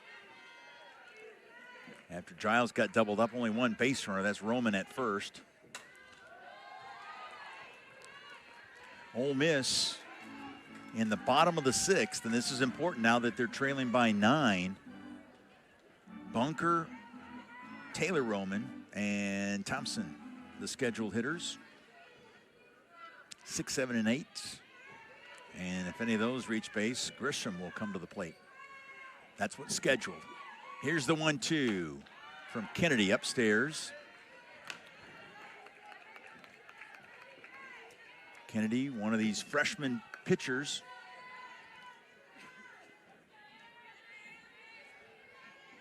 Rebels lost a lot of terrific arms on that team from a year ago that went to the Women's College World Series.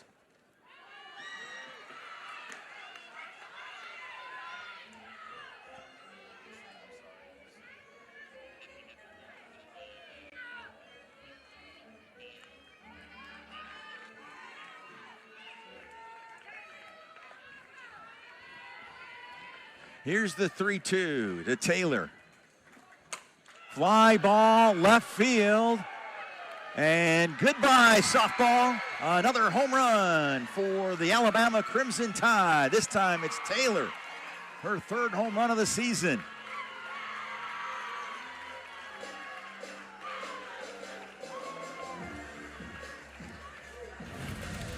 Wow, what a fantastic at bat for Taylor. She gets all of that offering from Kennedy. Does Pat Murphy not have anybody that can not hit home runs or base hits? Or, I mean, he is so strong offensively and is so deep with his lineup. And the pitching, I mean, this is I don't know. I mean, I know the Southeastern Conference is loaded again this year, but this team to be predicted to finish 9th. And Garrett Griggs is coming up to pinch hit. Griggs will get a chance to get a swing in here today. Pinch hitting for Young. Griggs this year 4 for 18 at the plate. She has walked 5 times, so yeah, that batting average is at .222, but the freshman from Phoenix City, Alabama, has an on-base percentage of just under .400 at .391.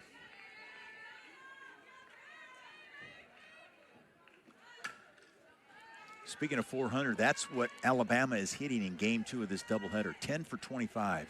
And they've walked 7 times, and they've been hit by 2 pitches.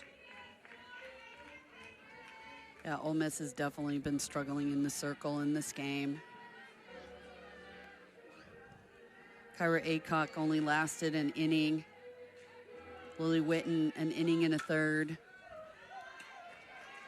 Grayson Jordan was the longest lasting pitcher in the circle at 2 2/3 innings.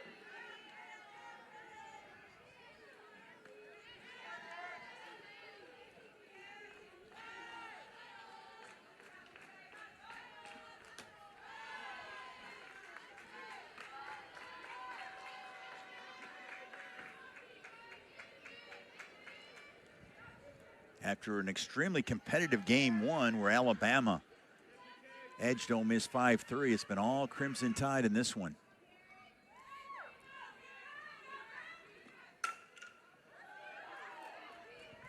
I mean, even their foul balls, it's like they're hitting the sweet spot on the foul balls. You can just hear it. Yeah.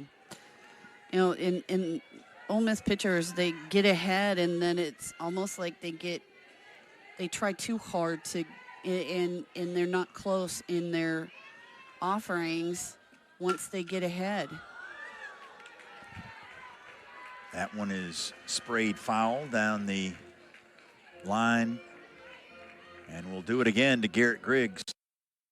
You know, if you get a pitch and you get that call in a location, say on the outer half of the plate, you keep moving out to see if you can't get them to swing it a pitch off the plate a little bit. Here, it's not close.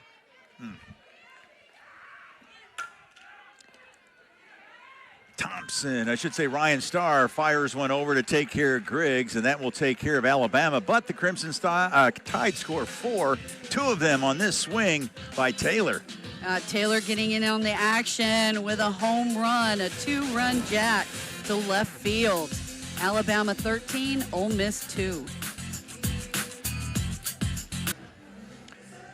Back here in Oxford, you see what kind of night it has been in game 2. It's been all Alabama. They jumped on the Rebels in the first, added 4 in the second, 3 in the third. It's been a combination, I think, of some terrific hitting, very opportunistic, solid pitching, and once again, defense. Another airless game for the Crimson Tide. I mean, it's not Missy Dickerson analyzing, but I know one thing, the Rebels are down to their final 3 outs. Bunker will lead things off. Unless the Rebels get 4 runs, this one will end an inning early. Bunker pops up the first pitch against the netting. Will Colmar alongside Missy Dickerson. This broadcast being directed by Jack Robertson, produced by Mason Atkins, along with the rest of our SEC Network crew. Glad you spent your day with us, and it has been a day. It has been a day. We started at 3 o'clock this afternoon. Yep. Game 1, very entertaining, 5-3. Alabama won it. They have flexed their muscle, though, in game 2 tonight. By the way, that loss in game 1, first home loss of the year for Ole Miss. Rebels came in 8-0, now 8-1, about to, unless a dramatic come-from-behind win, go 8-2 at home. And there's a strikeout of Bunker to start this bottom of the 6th. And just not something that you want to do. You want to try and put the ball in play. You're down to your last 3 outs, and here, knees just get buckled by Bunker from Palazzi.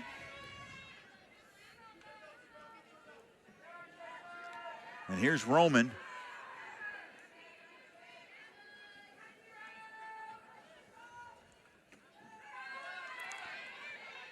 The Rebels have run into a buzzsaw here today to start SEC play. And we talked about it earlier. Might have been in game 1, the broadcast. The first 4 weekends for Ole Miss are against teams in the top 6 in the country. It's a tough schedule. There's no question about it. You have Alabama, then you go to Texas, then you come home and you have Oklahoma, and then you go to Tennessee. I mean, come on. That's like... And there's more top 25 teams waiting in the wings. Here's a strike called. 2-2 the count. And we've talked about it. This conference is just brutal, day in and day out. Yeah, if you don't bring your A game, I think you mentioned in game 1 broadcast, you're going to get your feelings hurt. Oh, yeah. And now for Ole Miss, if this game does end in this inning, you go back and you have to look and see how you can fix this, what you need to do. Roman with a sharp single to right. Is it good that Ole Miss has a day in between game 3 of this series, or do you want to get them right back and play tomorrow? I mean, I think, well, one, you're probably not going to be able to play tomorrow. If you could, would you want to?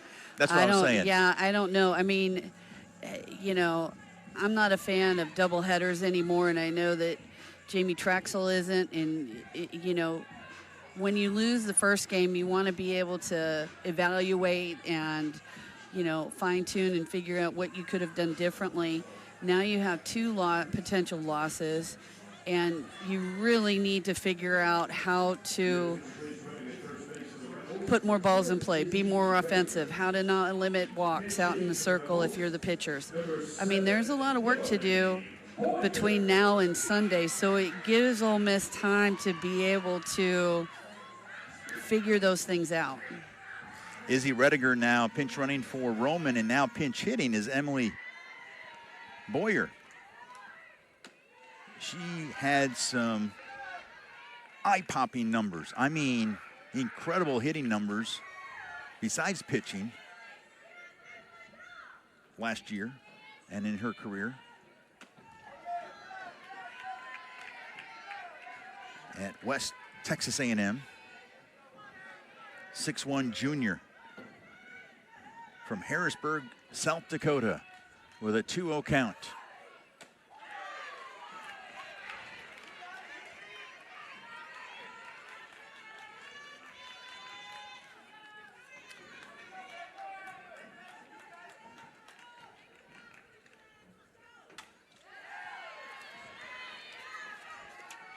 She's definitely taking her hacks. Yeah. Jamie Traxel was telling us that it's been fun to see her grow. Boyer bounces this one off her foot. Is that a fair ball? I think he called it a dead ball. Yeah, I thought that was too, but they didn't stop. Nothing was stopped, and they're going to try to score the runner just in case. I give Rediger some credit. Yeah, for sure. I mean, no one said for sure what's going on, but there you see Take Boyer. Advantage of the situation. Yeah, you never know. Look at her laughing. Hey, she got some playing time. She's going to take advantage of it. Got her Stretch those exercise legs. in. Yeah. There's a swing and a miss and a strikeout of Boyer. And the Rebels are down to their final out. Pelosi has looked good here tonight in relief. Yeah, she sure has. That drop ball just gets Boyer. Yeah, swings right over the top of it for out number 2. And you have Hope Jenkins coming to bat. We saw Hope Jenkins pitch on our Tuesday broadcast of the doubleheader against UT Martin for Ole Miss.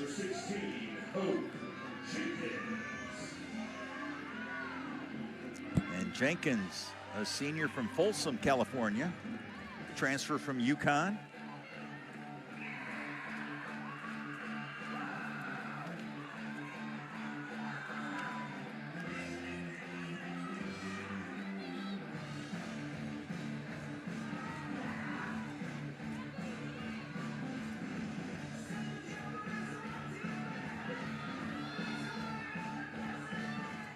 She went 28-9 pitching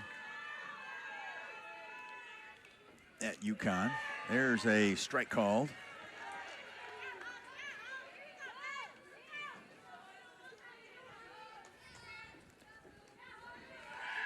Rebels down to their final out. Final strike.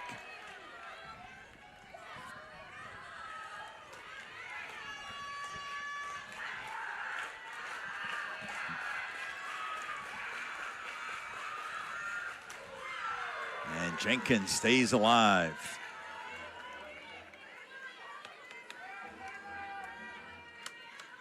Rediger is the runner at first. 4 stolen bases this year, already scored 10 runs.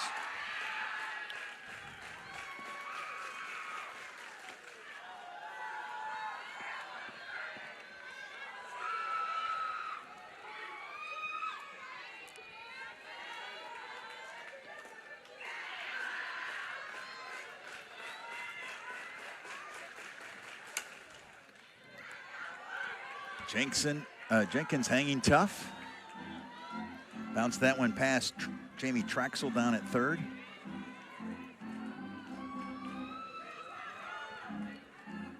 Traxel has led 2 coaches. Remember, led Minnesota to the Women's College World Series, then Ole Miss last year. But today it has not been the day for her red and blue, whereas today with the pink on the Think Pink Day, bringing awareness to breast cancer. There you see. It was a nice job by Ole Miss on that, and that one upstairs. That'll even the count at 2-2. They check down to first to see if she did commit, and Jenkins did not. Yeah, good job by Jenkins to hold up. Really having a nice at bat here. There's a swing and a miss.